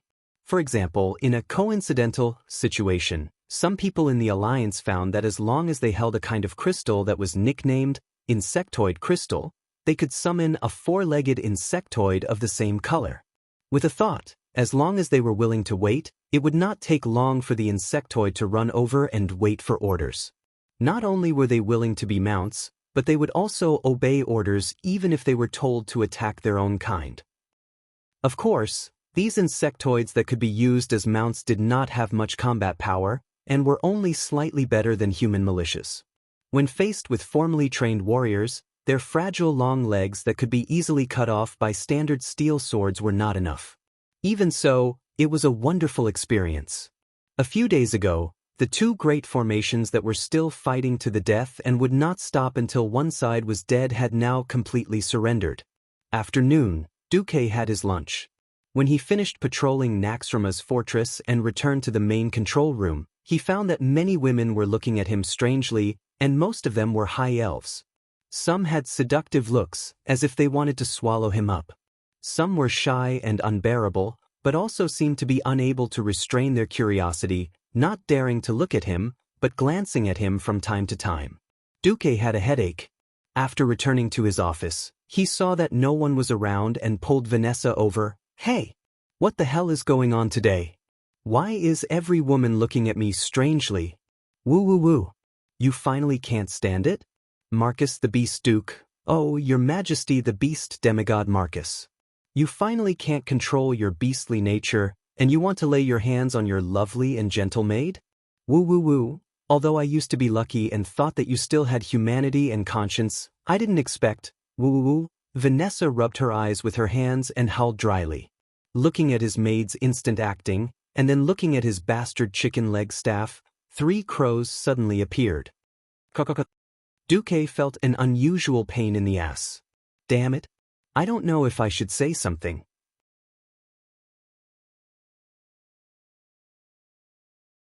Chapter 1332. Damn it, don't tease me. What exactly happened? Tell me quickly. Veins popped up on Duque's forehead, and he looked like he was about to eat someone alive. Seeing how anxious her master was, Vanessa giggled heartlessly. Looks like, my dear master, even though you've left your mortal body and become a demigod, you're still that beast of a duke. All right, I'll stop teasing you. Seeing that Duque was really going to flip out, Vanessa stopped while she was ahead. It was Lady Aurelia's suggestion. Aurelia? What about her? Duque was stunned. Nothing, because Lady Aurelia is pregnant with your child. After telling His Majesty Sylvanus, His Majesty Sin Dorii hinted that she wanted to focus on becoming a demigod, so he won't stop the other beauties in the Alliance from pursuing you. Wait a minute. Why can't I understand this kind of dazzling operation? That was the expression of the dumbfounded Duque. A second later, Duque laughed involuntarily. He recalled that he had the reputation of being a playboy in the Alliance. In recent years, there had been a lot less women, and the biggest reason was because Queen Sylvanus used her aura to protect him. With a valiant temperament and sharp eyes, the 3 Windrunner sisters accompanied him on all kinds of occasions with an aura that made others shrink back. They were originally great beauties that were one in a million. They had received the complete training of nobility, and with the perfect figure unique to the high elves, as well as the battlefield achievements that made mortal women tremble in fear. The 3 sisters were the most unique scenery in all the Alliance gatherings. In terms of beauty alone, there might be some noble ladies in the Alliance who could approach their level, but with the addition of Sylvanus' status as the queen, it was enough to make all mortal women despair. Those with beauty did not have the status. Those with the status did not have the ability. Even if there were all 3, the 3 of them were together, and the addition of the beautiful sisters was terrifying.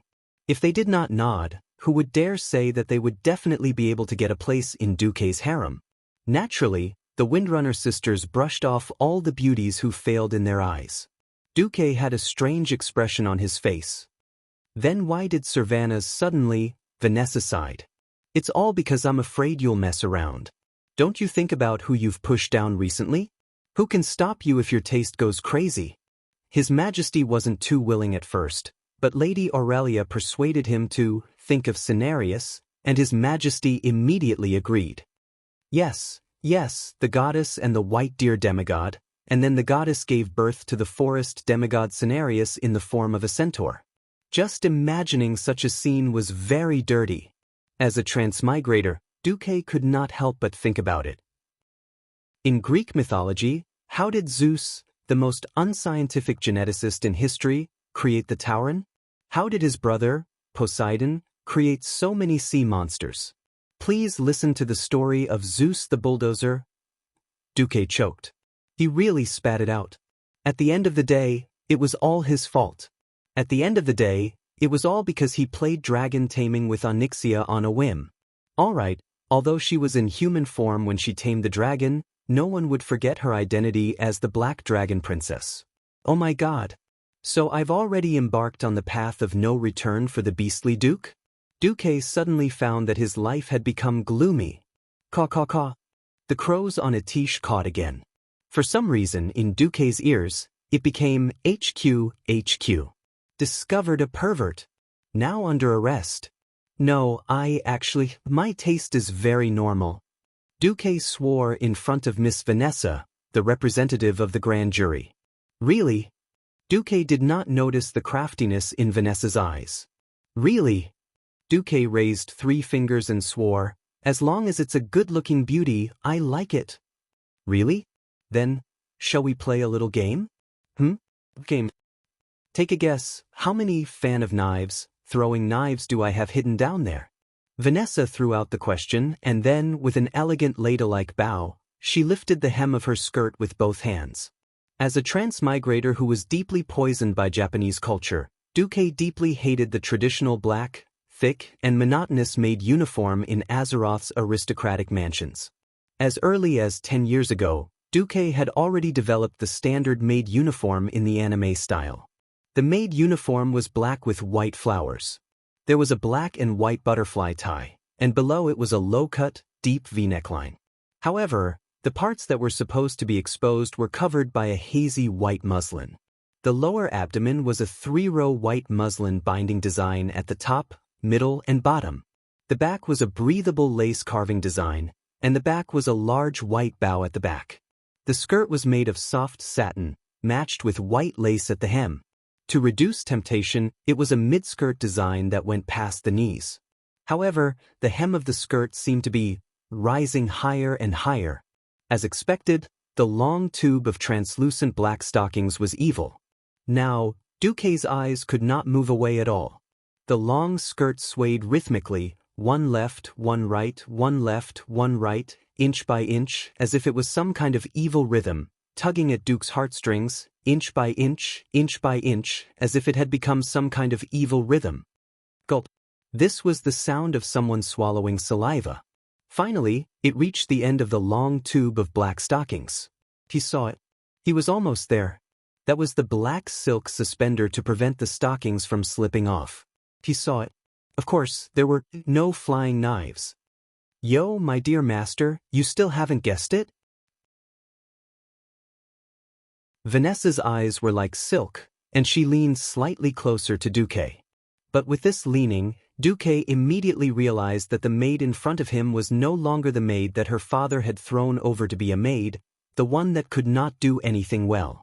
Instead, she was a mature and charming woman that he had bestowed eternal life and youth. Even though she said that, her hands didn't stop lifting her skirt. Hey, my master, do you really not have any speech to express? Speech? Of course there was. Not to mention speech, I can even make a freestyle for you. The problem is that that thing is too simple. It would be embarrassing for me, a demigod, to say it. With a thought, Duque opened his mouth and said, Guan Guan Ju Jiu in the state of the river. A fair and graceful lady, a gentleman's desire. This passage of classical Chinese from Transmigration was enough to make Vanessa choke to death. She was dumbfounded. Looking at her face full of question marks, Duque felt smug in his heart. He Your master has finally turned the tables. Do you really want to know? Do you really want to know? I won't tell you. You want me to say something human? Sure. There were only 6 words. But asterisk CK. Of course, Vanessa knew that Duque was counterattacking. After a short moment of panic, she was not angry. Instead, she directly revealed the mystery. Clang clang. Pfft. Duque spat out a mouthful of old blood and gritted his teeth. You tricked me. Why? Safety pants and whatnot. It was all King Evil. Chapter 1333. The leader was angry. Oh no, Duque was angry.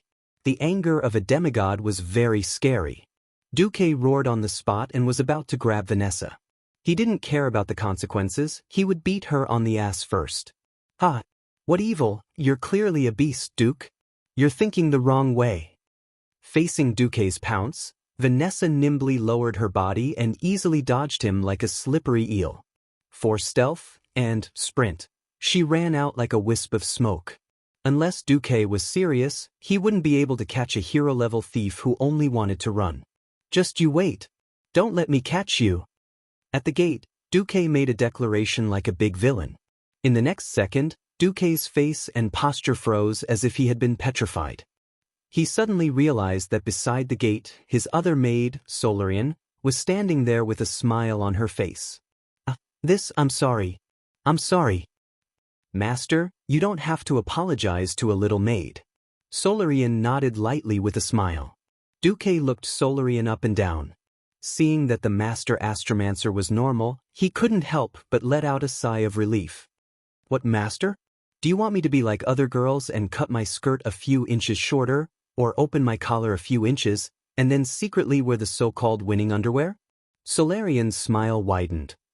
Please, please don't. Duque's face fell. I'm so happy. It seems that after becoming a mage and demigod master, you're still the gentleman you used to be. Solarian seemed a little excited. Duque was a little embarrassed. He didn't know if he should tell her that before he transmigrated, the word gentleman was synonymous with pervert. Duque facepalmed. I'm also very happy. At least there's a normal woman by my side. Not really. My family also sent word that I can successfully conceive your child, master, Solarian said calmly. Duque burst out laughing. Is it that surprising? In Cuel Salis, commoners without magic talent always hoped to give their daughters to noble mages. As long as they could give birth to a boy or a girl with magic talent, they would be lucky. In the eyes of the high elves, only by mastering magic could one change one's fate. Even great nobles with noble bloodlines would hope to marry into other great mage families so that their descendants would have a greater chance of becoming Silver Moon counselors. Please note that even after Her Majesty Sylvanas Windrunner ascended to the throne, this practice is still deeply rooted among the Blood Elves. After listening to Solarian's explanation, Duque more or less understood why the elven girls were suddenly so enthusiastic. The High Elves were originally magic maniacs. After splitting from the Night Elves, they had been worshipping the spellcasters for 8,000 years. Even though the Sin Dorii kingdom was now ruled by rangers, how could the customs of 8,000 years be changed so easily? But Duque couldn't figure out what Queen Sylvanas was thinking. What about you? What do you think? Duke asked, as if he was possessed by some supernatural being. I don't know. Maybe when the time comes, I won't refuse. Not refusing might not necessarily be willing. Is it because of Kale, that's? Sigh, I haven't paid attention to him for a long time. Please don't misunderstand, Master. From the moment I swore allegiance to you, I no longer have anything to do with Kale, that's. He is more like a beautiful vision of my childhood, a dream that is destined to never come true. I have accepted my fate, and I am doing well now. After a pause, Solarian continued, Of course, if you want me to kill Kale, I will do it. After all, when that day comes, Kale, will probably have committed an unforgivable crime for the Alliance. But I think when I do it, I will probably hesitate. Duque was a little surprised, but also a little relieved. This was human nature. This was the Solarian of flesh and blood, and not the Solarian that Duke had in mind. The Solarian that should only appear in the Storm Fortress, with no backstory at all. She was like a boss that was made out of paper. Phew. Thank you for your honesty. Duque smiled, waved his hand, and then ran to find Queen Sylvanas. Looking at Duque's back, Solarian seemed to be lost in thought. On the other hand, perhaps it was the so-called no comparison, no harm. When Thrall, who was fighting in the ruins of Karaj, heard the news from the Alliance through the undead thief messenger, the expression on his face was very interesting. Well, they didn't lose much, and they have already taken care of the other leaders of the Karaj temple. They are resting while waiting for us to finish here, and then besiege Thun? At this time, Orgrim walked in front of Thrall, and his voice rumbled. There is no need to worry, Thrall. As a great chief, figure out what you can do and what you can do well. If you can understand this, you are an outstanding chief. Thrall sighed. Just being outstanding is not enough. In peacetime, an outstanding leader was generally enough to close the gap with a rival country. Unfortunately, this was wartime, and any small gap could be infinitely magnified. The tribe originally had fewer strong people than the Alliance, and it was not easy for them to accept the Forgotten Ones and slightly close the gap with the Alliance. Suddenly, there was news that the commander of the Alliance, Duke Marcus, had become a demigod. In comparison, the tribe had suffered heavy losses in the ruins of Karaj, which was even weaker. Although the Forsaken were dead, the dead could not die a second time. If he was killed again, then his body and soul would be destroyed in the truest sense. Even Anastrian, as the leader of the Forgotten Ones, could not find a good way. Even if they lost a second-rate chief who had become an undead warrior and a former Silver Moon counselor who had become a lich, it was still a great loss. In fact, the Sun King's face was gloomy. After being ruthlessly expelled from the Eastern Kingdom by the Alliance, the Forgotten Ones had lost a stable source of troops.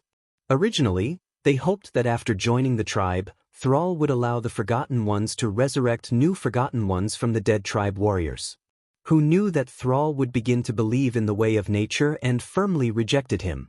Not only that, even Orgrim, who was theoretically his subordinate, was on Thrall's side. Anastrian's gaze became even colder. Fortunately, he was a dead man. No matter when his body was filled with shadow energy and did not further decay, it was still full of a dark aura. No one noticed the change in his gaze. At this time, Orgrim patted Thrall's shoulder. Don't think too much. The tribe should do its own thing first. We must first not make mistakes, then wait for the real opportunity to come. Chapter 1334. After the Alliance Hero Squad had rested for a full 5 days, the Horde Hero Squad finally succeeded in killing Azrian the Scarless at the cost of 3 second-rate chiefs who had turned into undead warriors and 2 high-grade druids. Sal was not satisfied with the result because the losses were too great.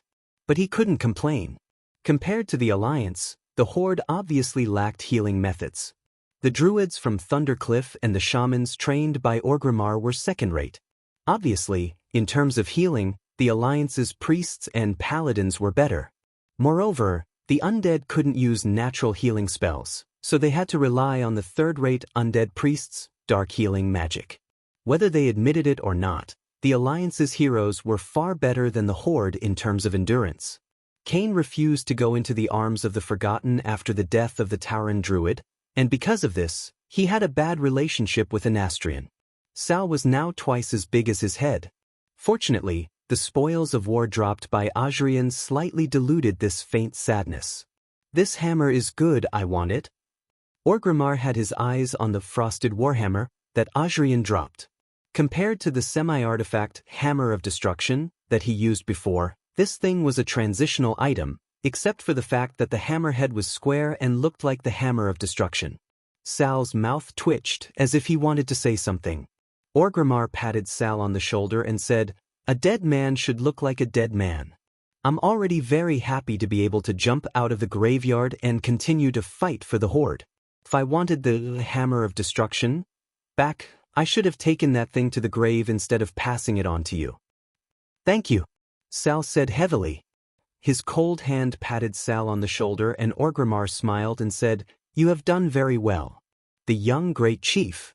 This was an undeniable victory. We should be laughing. Shouldn't we?" "Yes." Sal was halfway through his words when his face suddenly changed.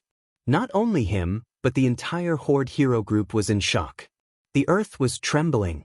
Something huge was breaking out of the ground. In Naxxramas, various alarms were blaring. Even though the floating fortress wouldn't be affected by the tremors of the ground, the elemental waves that were as strong as tsunamis still surged over, causing the entire fortress to sway like a lone boat in the middle of a stormy sea. Duque's voice echoed throughout the fortress. "Open the protective shield. Lower the altitude. Move the fortress to the north. Close all the cannons and protective doors. Grab onto something that can stabilize your body and resist the impact." Naxxramas, who was thousands of meters in the air, was already in such a sorry state, let alone the frontline soldiers. Even if Duque had expected Thun to erupt and withdrew the coalition forces at the Beetle Wall, the Beetle Gate could not be left undefended, so he still arranged a 1,000-man brigade there. However, a few kilometers to the north of the Beetle platform, there was a 30,000-strong mechanized army. The soldiers were all sitting on the steam-tracked armored vehicles during shifts, and they could attack or retreat as they pleased. From the looks of it, the 1,000-man team was doomed. The earth was roaring, and tens of thousands of tons of boulders arched up under the evil power, breaking through the sea of sand and floating to the ground. One by one, the sand dunes rose high and then exploded like bombs, sending rocks flying in all directions. The coalition soldiers only saw a blur, and countless disgusting tentacles, like sharp knives piercing through a piece of paper, grew out of the sea of sand. These tentacles, with terrifying giant white hooks on their tips, or a large, disgusting eyeball, spun and pounced on every coalition soldier. The soldiers who had no time to react were easily pierced through, or their whole bodies were torn into several pieces like a piece of paper. Those disgusting tentacles with a large number of barbs on the surface were already frightening enough. There were also a large number of eyeball tentacles, using their purple-white eyeballs to emit terrifying blue rays. The damage wasn't fatal, but this ray, which was similar to mental whip, brought great pain to every soldier who was hit. "Ah, no! What is this? Fight back, fight back." To be honest, artillery at close range was a tragedy. But the coalition soldiers had no choice, and their swords could hardly cause any damage to these tentacles.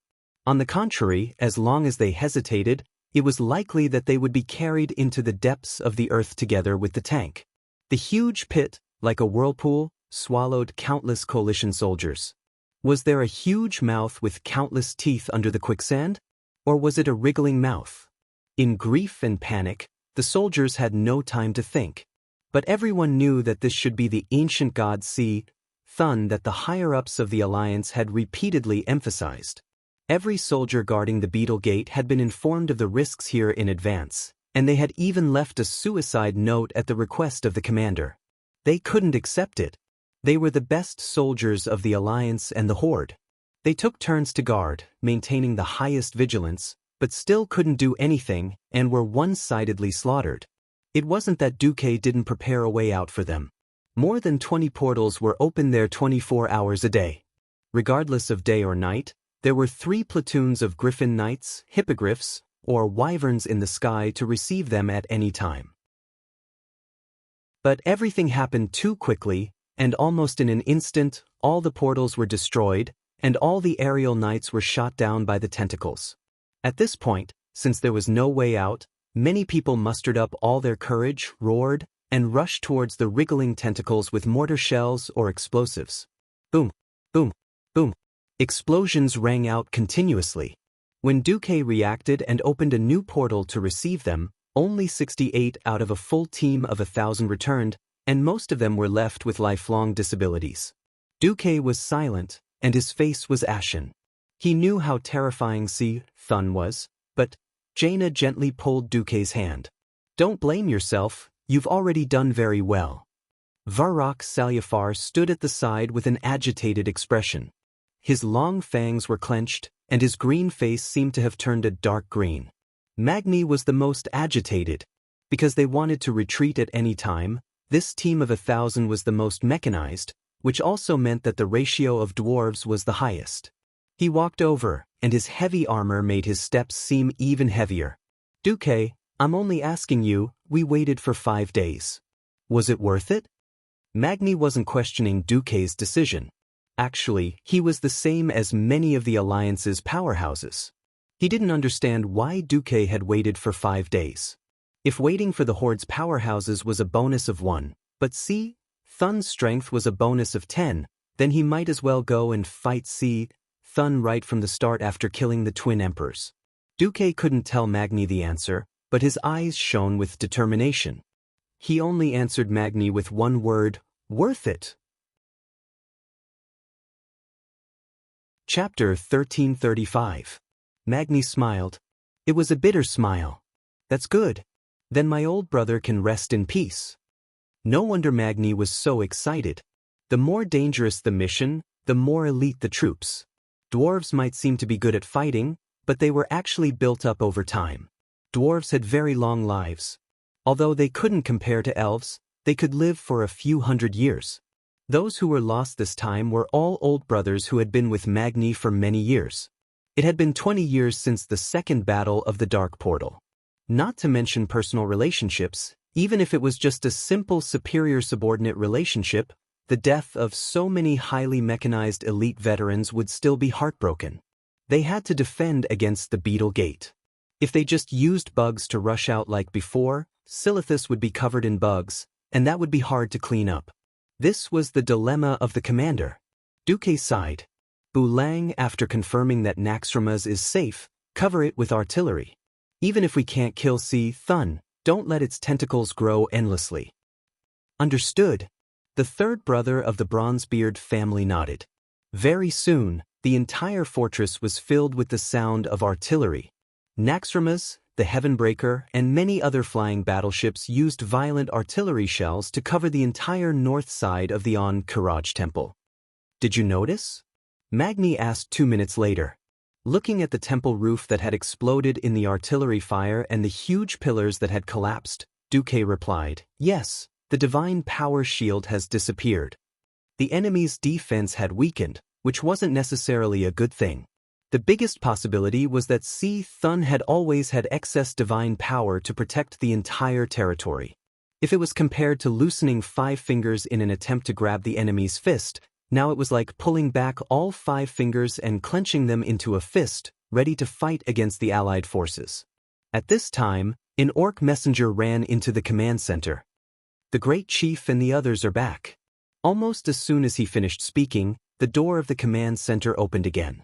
Under the salute of 12 Alliance and Horde guards, the burly Horde men returned. Duque, how is the situation? The tribe can attack at any time. Sal's face was filled with exhaustion, but his eyes were still shining. Grom and Kane, who had worked with Duque before, felt the same way. Even though Grom only had 1 arm left, he still had the strength to wield Bloodhowl. Duque smiled. Warriors of the tribe, you need to rest. Grom stepped forward. Just as he was about to speak, Duque gestured for him to keep quiet. I don't mean to underestimate the tribe's powerhouses, but, see, Thun's momentum is at its peak. Is it appropriate for us to clash head-on with them? Was it appropriate? Of course not. Even if they joined forces, the allied forces would still be the weaker side. After all, Thun was still a true god. Duque ignored the reactions of the experts in the tribe and turned around. Tyrant, I'll have to trouble you for the next 2 days. You don't have to use your full strength. Just use the small, starfall, to get rid of all the tentacles that it's growing out. Understood. Tyrant combed her hair and nodded. To control such a huge meteorite with such a ridiculous mass and kinetic energy, Tyrant obviously needed to expend a lot of energy. But ordinary starfall could be fired every 10 minutes as long as she had Elun's divine power to replenish it, let alone once every 8 hours. Duque looked at Sal again. I have confidence in doing this. Please forgive me for not being able to tell you right now. Right now, the warriors of the tribe need to rest. 1 day is not enough. At least 3 days. Sal did not waste any time and directly agreed. But on the fourth day, we will gather to kill the god. Sal stretched out his green hand that was even bigger than a bear's paw. Duque smiled and shook hands with Sal. This was a historic handshake. At this moment, no one realized what this handshake meant. It had to be said that Duque was very kind. The warriors of the tribe had just finished fighting in the ruins of Karaj. If they directly followed the alliance to fight Thun, it would be a great victory. No one could estimate the losses that would follow. After all, at this moment, most of the warriors of the tribe were injured. The wounds could be repaired with nature magic or holy light. What about the lost physical strength, spirit, and blood? Anyone who overdrew their energy from strenuous exercise would be tired that night and would not have any energy the next day. Duque gave them a full 3 days of rest, which was very rare for the warriors of the tribe. In order to ensure the quality of their rest, they were even placed in an independent space in the center of Naxxramas, enjoying a quiet holiday without listening to the sound of gunfire all day long. 4 days later, on April 1st, year 22 of the Dark Portal, a day that was a bit funny for the travelers, the Allied forces attacked. 3 consecutive days of carpet bombing turned the entire Karaj temple into ruins. Thun tried to fight back, but Bulang made full use of the range of the cannons and kept teasing Thun at least 5,000 meters away from the edge of the Karaj temple. Now, there were basically no tentacles on the surface of the temple ruins. Let's go! Under Duque's order, the Alliance, the tribe, and a certain black dragon princess in human form, a total of 40 people set off from Naxxramas on a pure-blooded firehawk. They set off in the early morning and rushed straight into the huge hole created by the collapse of the entrance of the Karaj temple. Almost as soon as they entered the hole, Duque and the others received a grand welcome. Countless tentacles broke through the rock stratum and appeared around the dark cave walls. They writhed madly with their claws and fangs bared. Looking from afar, the blurry writhing in the darkness was accompanied by a terrifying sound, which made many heroines feel numb. Damn it! Why does it seem like we've lost our minds and sent ourselves into Thun's mouth as snacks? Gavin Rad complained fiercely. Actually, it's pretty much the same, Duque replied casually. If you knew later that many people had the chance to be swallowed into Thun's stomach and fight for their lives, would you be furious? Duque didn't tell them all about this strategy, because apart from the ancient titans, no one really had the experience of fighting Thun. In particular, he didn't want to use the theory of fate that he had used to scare people into recruiting underlings on the tribe. As the pure-blooded firehawk descended, suddenly, a rock wall in the 12 o'clock direction of the main force exploded. Jaina raised her hand, and several elemental light bullets shot in that direction. The exploding fire elements lit up the area as if it were daytime. A monster in the shape of a big earthworm with a huge mouth jumped out. Auro? Gavin Rad was shocked. No, it's even smaller. Queen Sylvanas had sharp eyes and immediately determined that the size was wrong. Bah, we've even killed its old man. Why would we be afraid of a small one? Chapter 1336. That being said, everyone was descending quickly on the pure-blooded firehawks. How to deal with this big guy was definitely a problem. It would definitely be a joke if the main force went over. Apart from Kudrin Wildhammer, no one in the Allied army was good at aerial combat. The pure-blooded firehawk's flames were really not enough against this huge monster that was at least 100 or 200 meters long. The huge earthworm bared its fangs and pounced over, bringing with it a large amount of rubble as it came crashing down with the momentum of a collapsing mountain. Under the illumination of the flares, everyone could clearly see that the squirming mouth was like a dense concentric circle from the outside to the inside. Each circle was made up of countless sharp teeth. It was not hard to imagine that if anyone was swallowed, they would definitely be torn into countless pieces in an instant. A few of the heroines shuddered. Just when everyone thought that Duque would send out Onyxia, Duque casually waved his hand. 5 seemingly small fireballs appeared out of thin air and shot straight at the monster's lower jaw. The 5 fireballs were aimed at the back half of the circular mouth. The 5 dots were very clear. If it was his first time meeting this guy, Duque might be flustered. However, after killing Oro in the Battle of Mount Hyjal, Duque had already figured out the physiological structure of the entire Oro family. Strictly speaking, Oro was very similar to an earthworm, a low-level annelid. This type of annelid usually had multiple hearts. This kind of immature little Oro had a thick blood vessel on its back and abdomen. In the middle were 5 pairs of swollen blood vessels that were connected, and these blood vessels could beat rhythmically. By beating, blood could circulate throughout the body. For safety, it was also covered with a thick annelid shell. However, with the system scan, Duque had already calculated the rough defense of this hard shell. The 5 fireballs made a big turn in the air, drawing out a clear hook-shaped trajectory, and finally shot into the opening of the shell without hesitation. The 5 small fireballs entered little Oro's body. It did not seem to have any effect, but everyone noticed that the huge earthworm monster's body stiffened. Its body still maintained its pouncing posture, but that was due to the momentum from before. In less than 2 seconds, 5 heavy, muffled sounds came from all 5 places at the same time. 5 huge spurts of pus and blood splattered down, almost drenching the faces of everyone in the hero group. Wind. Gavinrad and Servanas moved at the same time, using a gust of wind to blow away the pus and blood that was gushing over.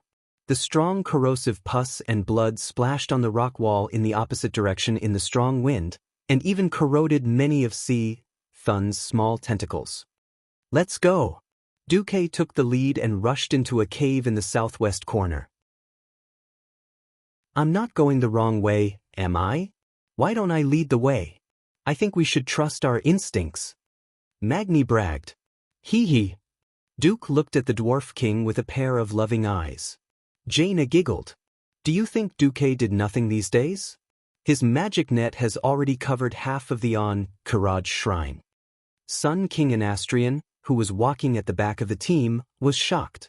Of course he knew what the magic net was, and he couldn't help but wonder, Thun just let Duque's power seep into his territory like that? Whoosh. In the dark cave, flames lit up in an orderly fashion. They were clusters of fire elements floating in the air. They weren't attached to the walls, and they had nothing to do with the original structure of the cave. In the next moment, everyone suddenly realized that they could see through things. They realized that they could see beyond the cave walls. It wasn't true X-ray vision. Instead, there was a strong elemental light shining behind the walls of the cave. The light even passed through the walls, and the heroes could see it with their naked eyes. "This is an elemental passage?" Sun King was shocked. He had imagined countless times how big the gap between him and Dooku was. Now he saw it. The gap was so big that it made him despair. Duque's indescribably surging magic had already invaded every corner of this space. There was a clear elemental passageway at almost every fist-sized distance in the entire passageway. There was no need to specially connect to the elemental plane. With just a thought, he could draw out all kinds of elements from the surrounding passages for his own use. As long as he signed a contract to enter the magic net, Anastrian shuddered. The amount of magic, the purity of the elements, and the creative and revolutionary way of using them. Compared to this, every magic theory he had learned for thousands of years was simply a long and smelly foot-binding cloth. He deserved to be thrown into the trash heap of history. This wasn't just an increase in magic. At the same time, the network formed by these elemental passages was also a huge alarm system. There was no need for Duque to remind them. Everyone had already seen a tentacle as thick as a bucket breaking through the rock formation on the right side of the passage, trying to sneak in and attack. It drilled, and just as it was about to drill through the wall, it actually stopped there, waiting for its prey to take the bait. If not for the magic net's alarm, this would be the time to test their reaction. Unfortunately, Gavinrad snickered shamelessly. Then, he carried the wind sword and pretended not to see, walking towards the tentacle. In front of him was Magni, who was also pretending not to know. Behind him was Queen Sylvanas, who already had an arrow on her bow. Bam! The huge tentacle suddenly attacked. It burst out of the wall and immediately opened its purple eyes, preparing to give Gavinrad mental lash. Unfortunately, if this sneak attack succeeded, then the alliance of heroes would not live up to its name. Before the eyeball tentacle's eyelids could fully open, the wind sword with the light of lightning slashed down. On the flank, the enlarged inferno hammer was like an erupting volcano, about to erupt at the next moment. Queen Sylvanas' arrow was the fastest, and it arrived first even though it had been fired later. The eyeball tentacle's eyelids were only half opened when it was shot, and it twitched. The twitching was extremely short, but that was enough. The inferno hammer and wind sword fell at the same time, directly destroying the entire tentacle. Not only that, with the power of the magic net, the fire and lightning elements instantly backfired, spreading towards the depths of the ground in the direction that the tentacle had extended from. Hiss! An indescribable groan seemed to come from the depths of the ground. Facing the huge hole that the tentacle had made, Gavinrad made an arrogant gesture of cutting his throat. "Sithun, your Lord Gavinrad is here. Wash yourself and prepare to be made into squid tentacles." Duque spurted out. Gavinrad was really a fox using the tiger's might to intimidate others. Speaking of which, making squid tentacles from something that would affect the appearance of the city, would anyone eat it? Chapter 1337. As Duque and his team of heroes stormed through the underground tunnels of the Temple of Karaj, the floating fortress, Naxxramas, was still on a level 1 combat alert. Plop plop plop. In the stronghold's enemy-seeking department, the sentries immediately heard this strange sound. The long-eared elf girl was slightly stunned. This was definitely not the sound of the ocean. The nearest lake or ocean was thousands of miles away. She subconsciously adjusted the magic mirror to find the source of the sound. Soon she saw an unexpected scene. It was as if the scene was happening in front of her. A strange black ripple spread out in the morning light, which was incompatible with the golden light of the rising sun. 3,000 yards to the northeast, enemy attack. The elf girl's sharp shout seemed to have awakened the entire fortress. Bu Lang Bronzebeard, who was in charge of the fortress, was the first to react. He immediately shouted into the microphone used for magic transmission, "Bao Yen, retreat immediately." Bao Yen, the newest flying battleship of the Alliance. Thanks to the assembly line-like production model, the flying battleships of the Iron Furnace Castle were now produced at an average rate of 1 every 3 months. The dwarves and gnome craftsmen of the Iron Furnace Castle worked day and night in 3 shifts. The 3 docks were built on top of the mountains.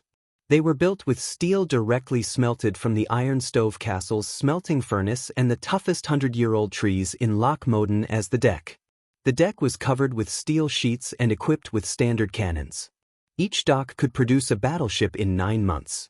Unlike the meticulously built Heavenbreaker and Black Pearl battleships, the Alliance also needed a large number of medium and light battleships as protection ships according to the needs of the war.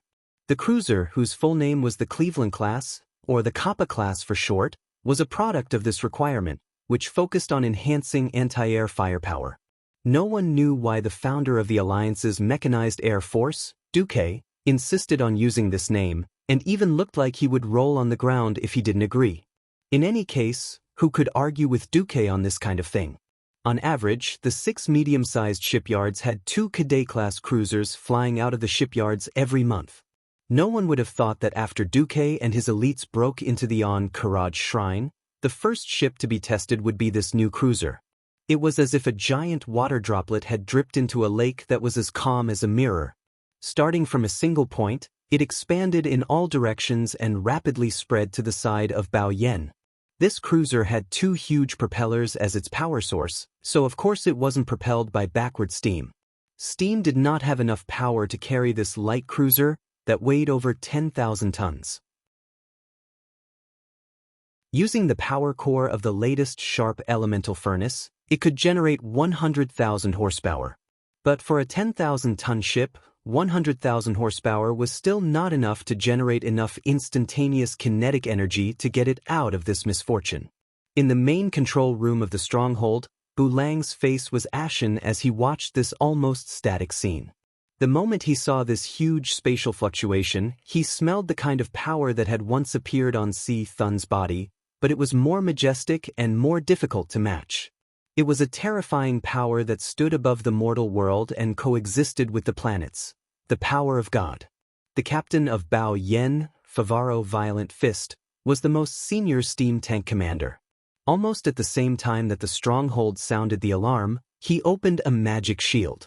However, when a huge tentacle that was 100 meters long appeared from the spatial ripples and swept towards Bao Yen, all evasion and resistance were rendered useless. Wherever the tentacle went, the elemental lines of law disintegrated one after another. Bu Lang could only watch helplessly as his old subordinate's ship was easily crushed into pieces like a dog whose neck and bones had been twisted by a python. Time seemed to slow down, and every piece of debris was spinning in the air. The barrel of a gun, polished to a shine.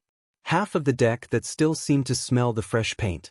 A short and fat human figure that was wailing and still waving its hands and feet, but was quickly falling. When everything came into view, Bu Lang found that his heart was deeply pierced. The northeast corner of Naxxramas suddenly lit up. It was the light of wind and thunder. Aurelia and Sasha, who had been left behind for some reason, drew their bows and knocked arrows on a platform. The atmosphere was surging, and large masses of dark clouds instantly gathered in the sky above them. Half a second later, lightning flashed and thunder roared, and the sound of thunder rumbled through the entire northeast corner of the stronghold. Soon, the charge was completed. With the support of the wind and thunder, 2 bolts of lightning formed a spiral in the air and fiercely crossed the void of 3,000 meters. They hit the huge tentacle that was wreaking havoc. However, it was useless. Admittedly, the joint attack of the Windrunner sisters had caused terrible damage to the tentacle. The hole that was big enough for a carriage to pass through looked really shocking. But in less than 5 seconds, after a violent squirming, everyone in the stronghold and the surrounding flying warships who were watching this scene found that the terrible tentacle had actually begun to heal on its own. Varrock muttered, his arm holding the axe trembling a little. As expected of an ancient god. At this moment, time seemed to stop around them. Be it the hourglasses used to calculate time or the ancient mechanical clocks, they all stopped working. This is... The Windrunner sisters' eyes widened. With the best eyesight, they saw that the floating sand in the sky had begun to gather in a strange way. A power that they had truly seen before, evoking a distant memory in their hearts. That was in Lordaeron, when King Tyrrhena's was still alive, a giant dragon claw made of sand and stone appeared out of thin air and grabbed the lively tentacle. Everyone who witnessed this scene was filled with shock. The power of a true god could only be easily suppressed by the existence of the realm of gods. Almost without giving the onlookers time to think, there was a loud bang, and the giant tentacle quickly withered, turning into large pieces of broken rocks, falling from thousands of meters in the sky. The huge rocks fell on the soft surface of the desert. The impact of the hundreds of tons of debris and the acceleration of gravity directly made a loud roar like a cannon. There was no cannon fire, but it sounded like Naxxramas had set off a storm of cannons again. In mid-air, the giant dragon claw continued to tearing large sections of tentacles out of the void. This time, it seemed that there was no time to petrify. The broken tentacle made a sound like tearing cloth, and then black blood gushed out. Then there was an inhuman scream echoing over the entire Silithus.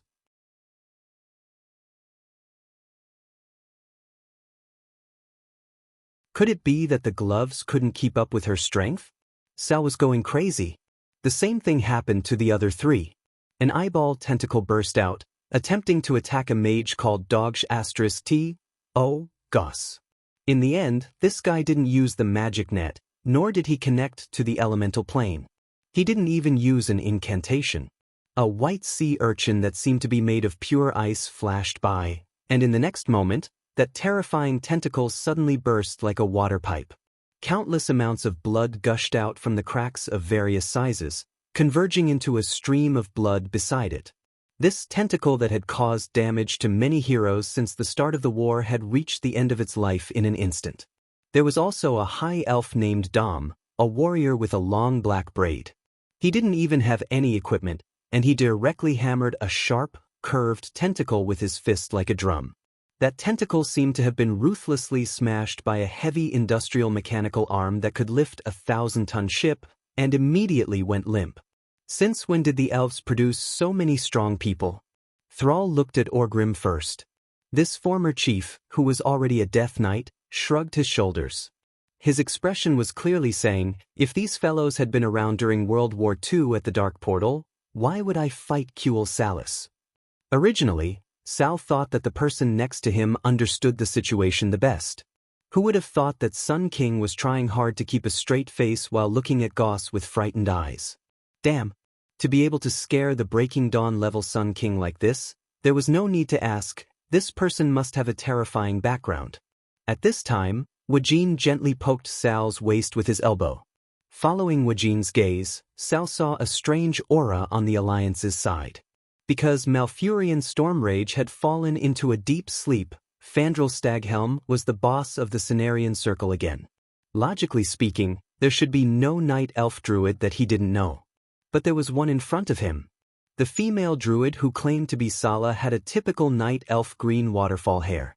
Except for her pair of eyes that never opened, no matter how you looked at it, she was a typical Night Elf. Her heal, rejuvenate, and wild growth were so smooth that even Fandral, who claimed to be the #1 Druid, could not compare. It had been so long since she showed off her skills, and Fandral had been pestering her for so long. Where are you from? A solitary practitioner? Are you interested in joining the Cenarian Circle? The way of Druids needs a master like you. His interest in Sala was not fake. He expressed deep disgust for Tyron's excessive approach to the Alliance. Although Malfurion had fallen into a deep sleep and was no longer in power, he could not murder Malfurion. Within the Night Elves, he continued to rope in stronger masters to increase his faction's influence. Who knew that Sala would ignore him, and when she was asked anxiously, she asked him to go ask Duque. Fandral was depressed to death.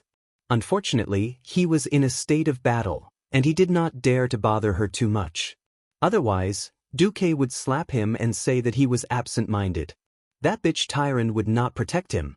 At the same time, on the void battlefield, Krasis was sitting on pins and needles, because he was sitting on the throne of the one he respected the most.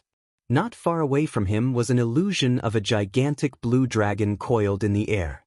At a glance, there was indeed an incomparably huge blue dragon entrenched there.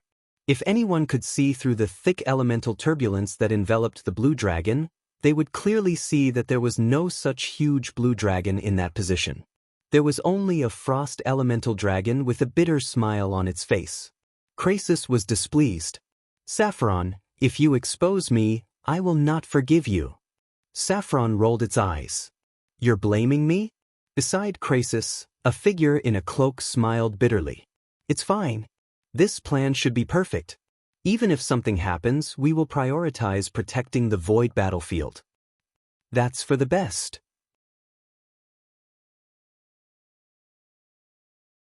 Chapter 1339. Even further away from Azeroth, an interstellar battleship was quietly lurking in the asteroid zone. This was the extreme position to monitor planet Azeroth. What's up with the 4 lizards? Same old. The red and blue auras are still exaggerated. The bronze and green auras are hidden. These 4 lizards are really calm. Their home is about to be destroyed. Should we add another wave of attacks? Bullsh *T. Whoever wants to go can go. Without receiving Lord Kill Jaden's order, I won't let my brothers go for nothing. The words of these 2 Void Lords also represented the thoughts of many lords of the Burning Legion. That's right, as long as they died outside the Twisting Void, they could theoretically revive infinitely. This was on the premise that their souls could run back. For demons with almost infinite lifespans, there was the great achievement of the guy whose name was Taboo blowing up the Twisting Void Fortress 10,000 years ago. There was also Mount Hyjal in Azeroth, where Archimonde died. Not only were they afraid of death, but they were also afraid of reviving. This was because reviving would inevitably cause damage to the soul. It was fine once or twice, but if they revived too many times, the damage to the soul would naturally be severe, which would bring about a decline in strength. This was often how Void Lords were replaced. Now, other than the most belligerent Abyss Lords and Doom Guards, many Demon Lords were a little hesitant. No one would have thought that Duque had actually calculated the frequency of the Burning Legion's attacks and played a trick right under their noses. Whether it was Krasis or Sapphiron, as the capable subordinates of their boss, their auras were of the same origin. What Duque needed to do was to increase the elemental waves that they emitted. Alexstrasza was a nature element, and Maligos was mainly a frost element. After connecting to the magic net, they were about the same when observed from afar. Duque gambled that the Burning Legion spies could not go deep into the Void Fortress that the Titans had left for the dragons, and could only observe from afar. If he could not deceive the Burning Legion, Duque would fulfill his promise and immediately send the four back to the Void battlefield. This was why the four Dragon Kings had the time to come to the underground cave to be thugs. In order not to scare Thun, Duque also asked them to suppress their strength and enter in human form. Alright, before giving Thun a surprise, I'll surprise my own people first. As they went deeper into the cave, everyone could clearly feel that the evil aura was increasing endlessly. A large number of tentacles drilled everywhere. Everyone could vaguely sense that the tentacles seemed to feel the pulse of the earth while injecting venom-like substances into every corner of the earth, even deep into the planet Azeroth. The experts of the Alliance tribe were dumbfounded. The three Dragon Kings were flustered and exasperated. Wait, are you crazy? Alexstrasza, who had changed her name to Legolas, almost wanted to slap Maligos and drag him back. Maligos snorted coldly, completely ignoring the Red Dragon Queen. At this moment, Thun, who was in the middle of the huge circular hall in the darkness, slowly revealed its disgusting appearance. At first glance, it looked a bit like an incense burner. Its fat, brown body was full of thorn-like barbs. It was covered with dark purple eyes and yellow-black pupils that people with trypophobia most did not want to see. On the body with the base of the incense burner, there were more than 10 hooks that curved towards the sky. In the middle, there was an even larger eyeball. This huge eyeball with a diameter of at least 7 stories slowly opened after sensing the arrival of Maligos in human form. It was hard to tell whether it was ridicule or sarcasm. Thun's voice directly crossed the void and turned into mental power that entered the minds of every challenger. However, the voice was clearly directed at Maligos. It was not like a declaration. It was more like a hint or even a curse. Maligos, death is not far from you. You will die. You will betray your siblings. You will be abandoned by your siblings. You are too weak. Duque's heart skipped a beat. Chapter 1340. He didn't know if the words brother, sister, and friend in the Draconic language were synonymous, or if that was the original meaning. Thun's words were like a powerful mental suggestion, but the one who was most affected was Duke, the transmigrator. Duque clearly remembered what happened to Maligos later. In the game version of Wrath of the Lich King, Maligos believed that the world had been corrupted by creatures that used magic indiscriminately. He decided to destroy all creatures that used magic and even magic-related creatures. Obviously, Duque was now on the top blacklist of creatures that used magic indiscriminately. If this went on, there was no need for original history or so-called prophecies. Just inference alone was enough to know that Duque and Maligos would fight. Although Duque didn't like Maligos, he really didn't want Maligos to die. The death of one more dragon aspect would weaken planet Azeroth's protective array by 20%. Even if a new dragon aspect was chosen, it would be impossible to fill the original gap. This was like changing to a small caliber screw. It could be inserted, but it definitely wouldn't fit. In the original history, the later dragon aspects became weaker and weaker. This was an indisputable fact. It wasn't until Nozdormu and his future darkened self perished together that the planet Azeroth's protective array was finally broken. Only then did the Burning Legion fully invade. Duque felt a headache coming on. However, he didn't have the time to care about things that happened so long ago. According to history, it would be many years before Malygos's brain went crazy. Theoretically, Thun wasn't Enzos, who was good at hypnosis and brainwashing. It should be fine, on the other side, Malygos was furious. No more dragon aspects will betray their brothers and sisters. Traitors will be nailed to the pillar of shame forever. Thun, don't think that just because you're a true god you have the right to sow discord between me and my brothers and sisters. The only thing worthy of you is a deeper destruction. In response to his angry roar, Malygos transformed. A pair of beautiful blue wings shot out from his back, and his limbs instantly turned into ferocious, sharp claws. Ice blue, fine, and solid scales covered them. The expensive epic-ranked mage robe was instantly frozen and shattered into pieces of ice, revealing the body of a giant dragon with a tail growing out of its butt. In the blink of an eye, the arrogant mage had completely taken on the form of a dragon. Although his size seemed to be comparable to Thun's, anyone could feel that their auras were not on the same level. Even so, it was enough to astonish all the experts of the tribe. Everything was explained. No wonder Duque did not immediately take advantage of Thun's incomplete recovery after defeating the twin emperors and directly lead the alliance's powerhouses to march. It was no wonder that after the horde killed Adrian the Scarless, they did not immediately gather the horde to attack. Instead, they were considerate enough to give them a full 3 days of precious rest time. It turned out that everything was just in passing.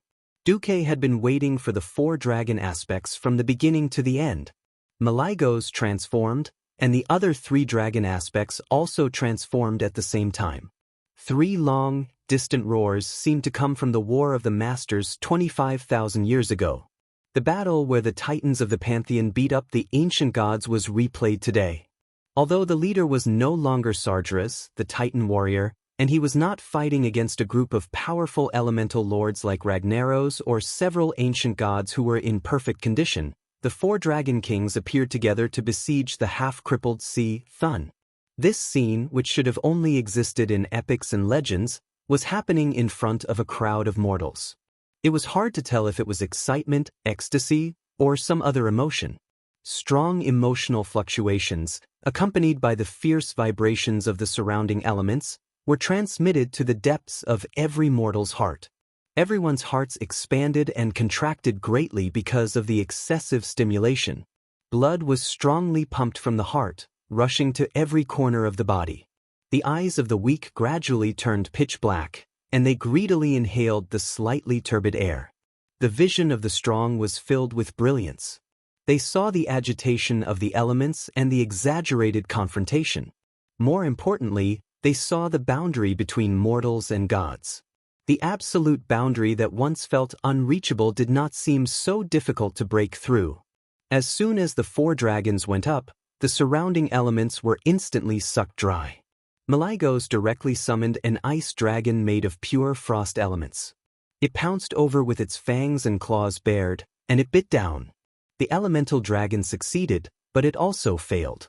Its bloody mouth bit off a large piece of Thun's flesh, and only a large gap could be seen in the lower body of the incense burner. But before Malygos could be happy for half a second, the entire elemental dragon was stabbed by a large tentacle that rose from the ground into the sky. The sky was filled with icicles, and even Thun's body was not frozen much. Thun's lower body, which was brown with a little pink, began to squirm disgustingly. In everyone's vision, Thun's entire body had grown larger, except for the large eyeball above. It was proliferating. Roar! Nozdormu used sand to form a dragon's body and fiercely swung Thun's tail. But halfway through, the tail was also blocked by a large tentacle that appeared out of thin air. Its tail was broken, and the sand that exploded had a great deal to do with time. This was because all the parts of Thun that were hit by the tail fragments began to wither. Alexstrasza was the most direct. She fiercely spat out dragon's breath as soon as she went up. However, her dragon's breath was immediately offset by a red blazing light that was as thick as a house that shot out from Thun's bulging eyeball. The fierce battle between the Red Dragon Queen and the ancient god caused the most terrifying law shock. It was reasonable to say that this terrifying collision of power was enough to easily destroy a fortress and cause several blocks to collapse in the destructive shock wave. However, everyone only felt a moment of trance.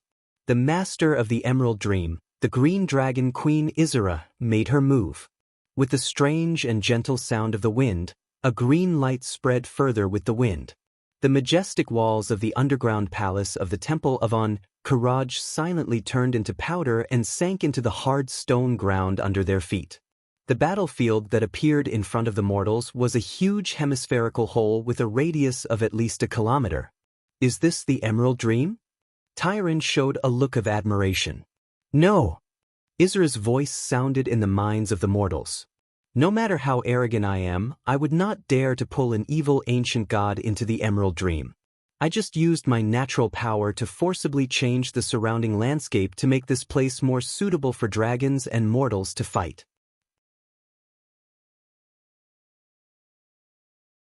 Chapter 1341. The power of a demigod was enough to move mountains and fill seas. The ground that had just been flattened with a crash, the solid granite stones stacked up layer by layer like broken waves. The ground was covered with shocking cracks, as if it had experienced a terrible earthquake.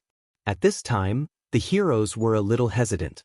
Duque shouted, "What are you waiting for? Enter according to the prearranged formation." Others might not know, but Duque knew best. The ancient god Thun was disgusting not because of his powerful single-target attacks, but because of the endless situation. On the surface, the four dragon kings attacked together, and the mortals felt like they were just bystanders, but in reality, they were not. Thun was a terrifying existence that could destroy the world by himself. Not only did his tentacles affect the city, but they also greatly interfered with the movements of the four dragon kings. Whoosh! There was a loud noise, and a giant claw tentacle appeared. The size of this enormous tentacle was no different from that of a 5-story tower. In front of this level of tentacle, the scales and dragon skin that the dragon kings were so proud of were no different from the armor of mortals. As long as it was hit, it would definitely be pierced and torn apart. A tentacle easily penetrated Nozdormu's thigh, and the dragon leg that weighed several tons suddenly exploded. If Nozdormu was a giant dragon with flesh and blood, he would probably have been seriously injured. Roar! The Time Dragon King roared angrily, and his thick tail swept over violently. However, the tail that weighed hundreds of tons did not break the tentacle. Instead, after a few trembles, the giant claw tentacle drilled back into the ground. When had the Bronze Dragon King ever suffered such a big loss? He wanted to drill into the ground and settle the score with that tentacle. Nozdormu! Alexstrasza stopped him. Nozdormu could only resentfully restore his dragon leg. It was true that he was a giant dragon made of sand, but it took time and energy to rebuild his body. It was obvious that the attacks of the four dragon kings had slowed down. The next moment, the tentacle that had just caused trouble came out again. This time, it changed its target to Isra, who had not used close combat. Although Isra had the least offensive moves among the four dragon kings, and did not dare to use the power of dreams to attack Thun, her existence was the key. Because Thun's attack was mainly a wide-area nature attack, Isra's nature resistance aura could effectively reduce more than 80% of the damage. It wasn't an exaggeration to say that Isra's existence was the key. Just as Isra, who was casting a healing spell, discovered that the giant claw had suddenly popped out from the right side of her dragon abdomen, a large, silver-colored dwarf rushed over and viciously struck the tip of the giant claw with a whirlwind hammer. It could not be said to be a tit-for-tat, as the Shorty King had used the avatar descending to increase his size by at least 5 times, but the Fire Lord hammer had increased by 10 times. When the God Equipment giant hammer, which was constructed from pure fire elements, turned from an elemental form into a solid form, and was then swung around by Magni's inhumanly terrifying strength with a hint of gold within the black hammer before smashing it down viciously, the visual stimulation that was filled with shock left every single mortal speechless. Bang! An earth-shattering explosion was accompanied by a flaming shockwave that splattered in all directions. Even though the size and the scene were completely different, the people present felt as if they were watching a child playing with a hammer to hit a gopher. With one strike of the hammer, a giant claw tentacle that should have been taken down by a dozen people had actually been charred black.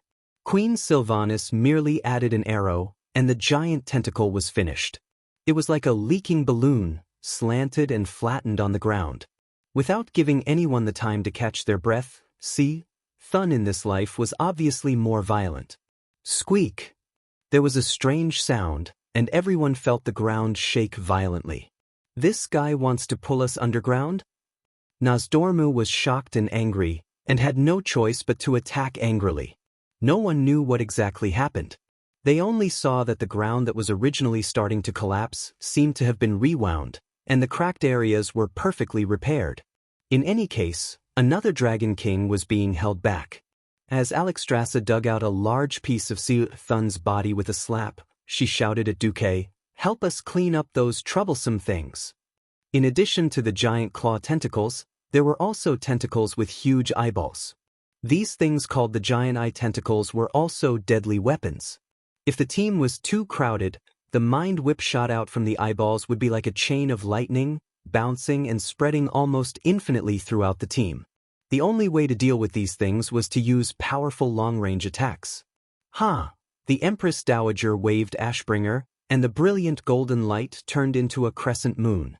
It swept across the battlefield and cut the eyeball tentacle in half at the root. This was not the end. The hideous eyeballs were still twitching violently on the ground, randomly pouring out deadly rays in all directions. The masters snorted in all directions at the same time. Queen Sylvanas' arrow, Gianna's ice, Sun King's fire, Woking's spear. The 4 attacks almost hit the giant eye tentacle at the same time, blowing it up in one breath. At the same time, Duque's performance was a little quiet. He did not look like a demigod at all. In the eyes of others, his performance was similar to that of other mortals.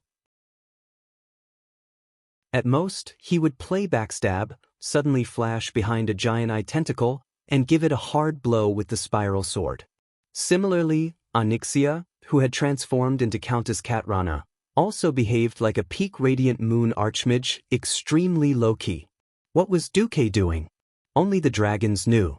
In the void, the Burning Legion suddenly received a secret report. Your source said that the 4 big lizards actually abandoned the void battlefield and ran to deal with the rioting ancient god Thun. The Void Lord Ambassador Helmer, who used to be a dread guard, muttered. Auras walked out of the shadows and said, "There is an 80% chance that the information is accurate. The Sleeping Dragon Temple has a close relationship with the leader of the Alliance, Duke Marcus. If it wasn't for us dragging the Sleeping Dragon Temple's power in the void, those big lizards would have already arrived at the Silithus battlefield." Queen Saloras said, "This is an opportunity. If we can break through the Sleeping Dragon Temple's defense line, it will definitely be a great achievement." Ambassador Helmer's face turned cold. "It's me, not we." He did not give the twins a good look. Ever since the twins made a mistake 10,000 years ago, their status was not as good as before. Now, in the eyes of other lords, they were just running errands and playing tricks. They could not represent Commander Kill Jaden. "Yes, it's you, the great Ambassador Helmer." The twins tactfully lowered their heads.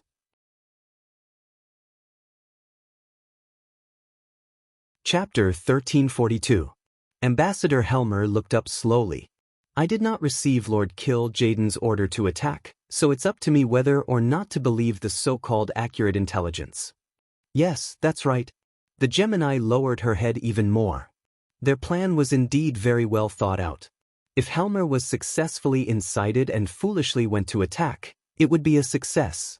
Of course, it would be due to their accurate intelligence. If they failed, it would be Helmer who sent out the troops without permission. The demons of the Burning Legion could run as many corpses as they wanted. To be honest, no matter how many died, the leader of the demon army would not mind. The point was, to send in the demons, they had to sacrifice the void warships. The demons were unlimited, but the warships were limited.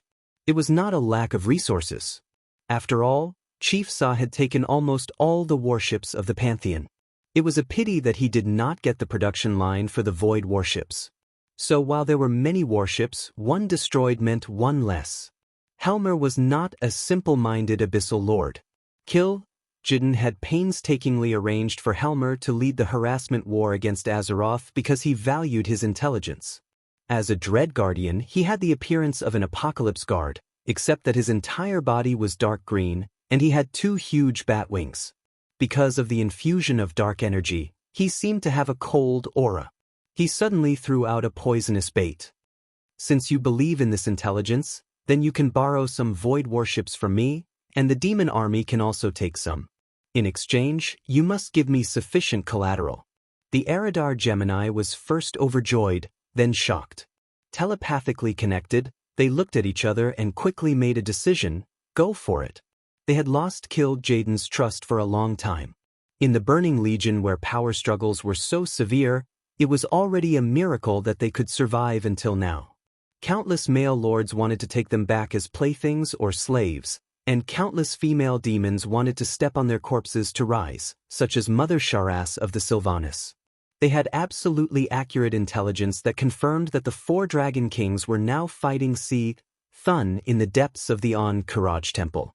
So they decisively bet a large number of soul stones. Those were high-quality souls they had collected from different planets and worlds over the past 10,000 years. While they did not bet everything, it was definitely 70 to 80% of their savings. They had no choice but to bet. In terms of strength, they were far superior to Helmer, but they did not have the power. This was the difference. Looking at the Eridar Gemini's collateral, Ambassador Helmer smiled. With so much, even if Jaden were to question him, he would be able to answer to him. You can take away 2 Void battleships, 10 Void cruisers, 30 destroyers, and the corresponding demon army. The time limit is 10 Azeroth days. If the damage exceeds 50%, the authorization will be automatically revoked. Just as she was about to speak, she was stopped by Queen Salolas. That's right, the collateral they provided was more than enough to borrow twice their strength. But the military power was in Helmer's hands. The Eridar twins suddenly closed their eyes at the same time. Only the 2 of them could see the intense battle that was happening at the same time in another dimension. Alexstrasza bravely charged in front, tearing off pieces of Thun's flesh. Maligos used his comprehensive and violent magic to suppress Thun's regeneration. Nozdormu ruthlessly caused Thun's overgrown cells to age and die prematurely. Isra used a powerful natural aura to defend against Thun's attacks. This undeceiving elemental and divine power undulations were all clearly transmitted to the Gemini's senses through a certain observing eye. No problem. So be it. The Gemini quickly made a decision. Speed was the most important thing in war. Half an hour later, a small Burning Legion fleet with a long tail of green flames was teleported from the distant side of the galaxy to the Void battlefield outside of Azeroth's atmosphere in one go. Don't be afraid. The Dragon Slumber Temple's 4 dragon aspects are not here. The ones left here are just some ancient dragons. Ancient dragons could basically fight to a draw with a Void Lord at the beginning stage. The Eridar Gemini were called intermediate, but they were demoted due to their defeat in the distorted Void 10,000 years ago. In terms of strength, the 2 sisters were among the top in the Burning Legion. As long as the 4 Dragon Kings were not around, no dragon was a match for the 2 sisters.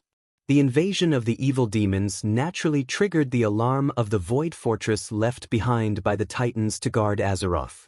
Almost at the same time, the figures of the 4 dragon aspects paused for a moment. They really came. Alexstrasza was not angry, but smiled instead. What's wrong? Sar, who was busy beating up the eyeball tentacles, suddenly turned his head. Nothing much. There really are evil demons that came to attack the Void battlefield, Isra replied calmly. Then what should they do? Were the dragon aspects going to give up on this battlefield and run back immediately? Be it the Alliance or the Horde, every powerhouse knew the duty of the dragon aspects.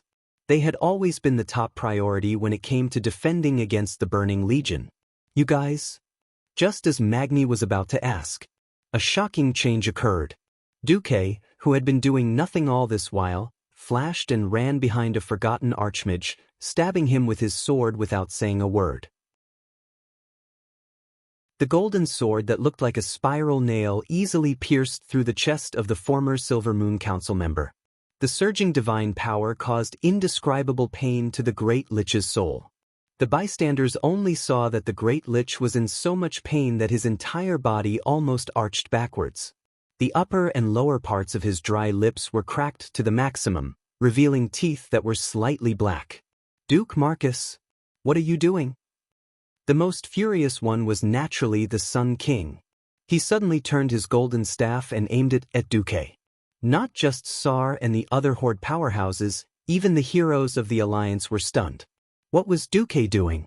Was he going to break off relations with the Horde and kill them all in one go? Was he going to challenge the true god Thun? Shock, disbelief, suspicion, fear, and all kinds of emotions intertwined among the mortals. In the next instant, everyone understood the answer. An eyeball suddenly popped out of the eye socket of the Great Lich who had been stabbed in the back. It was not an ordinary eyeball that the Lich had preserved using shadow magic.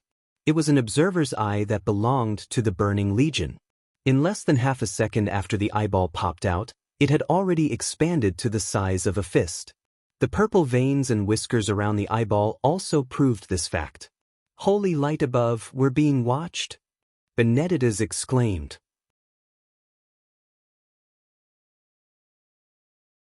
Chapter 1343. That's right, all the scenes of the battle just now had obviously been transmitted to the Burning Legion through the trader's specially replaced eyeball. Sal felt a wave of anger and humiliation. He had gone against the majority's opinion and forcibly brought the Forsaken into the tribe. He had valued the combat power of the Forsaken, but ultimately, it was because of the situation. He knew very well that the tribe's greatest enemy was not the Alliance. The greatest enemies ranked above the Alliance were Thun, the damned ancient god, and the Burning Legion. He would never forget what the Burning Legion had done on the Kalandor continent. Half of Grey Valley, the entire Fellwood Forest, had been destroyed by the Burning Legion. Even with the restrictions of high-ranking commanders, there were still demons who ran away or hid in the years after the Burning Legion invaded Kalandor, indiscriminately killing the Night Elves and the people of the tribe.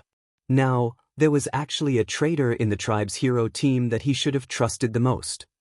How could he tolerate this? Go to hell, traitor. Sal leaped high, and the hammer of destruction burst into blazing flames. With a leap hack that was deeply inherited from Grandpa Roar, not only did the hammer smash the observer's eye that had not escaped in time, but it also smashed the Great Lich's head into a rotten watermelon. Yep, a rotten watermelon. Mortals, no one can resist the Legion. The Great Lich's cold laughter echoed in the void. Say, Anastrian could not keep his face any longer and took the initiative to attack. However, he was not a true warlock. His soul-binding technique was actually resisted by the Lich. No one expected Duque to attack again. To be precise, it was the elemental emissary under Duque's command who attacked. Duque raised his hand, and the figure of the Black Witch Farina suddenly appeared beside him. She raised her hand and used a more authentic soul capture. The Great Lich's soul screamed and struggled, trying to break free from the soul vortex formed by the crimson crystal in Farina's hand. The Black Witch chuckled coldly, "Run, run if you can. You betrayed Azeroth. Your will is useless. Now, after repenting, you will become Master's servant and serve Master loyally. The most glorious thing in this world is to serve Master's cause forever."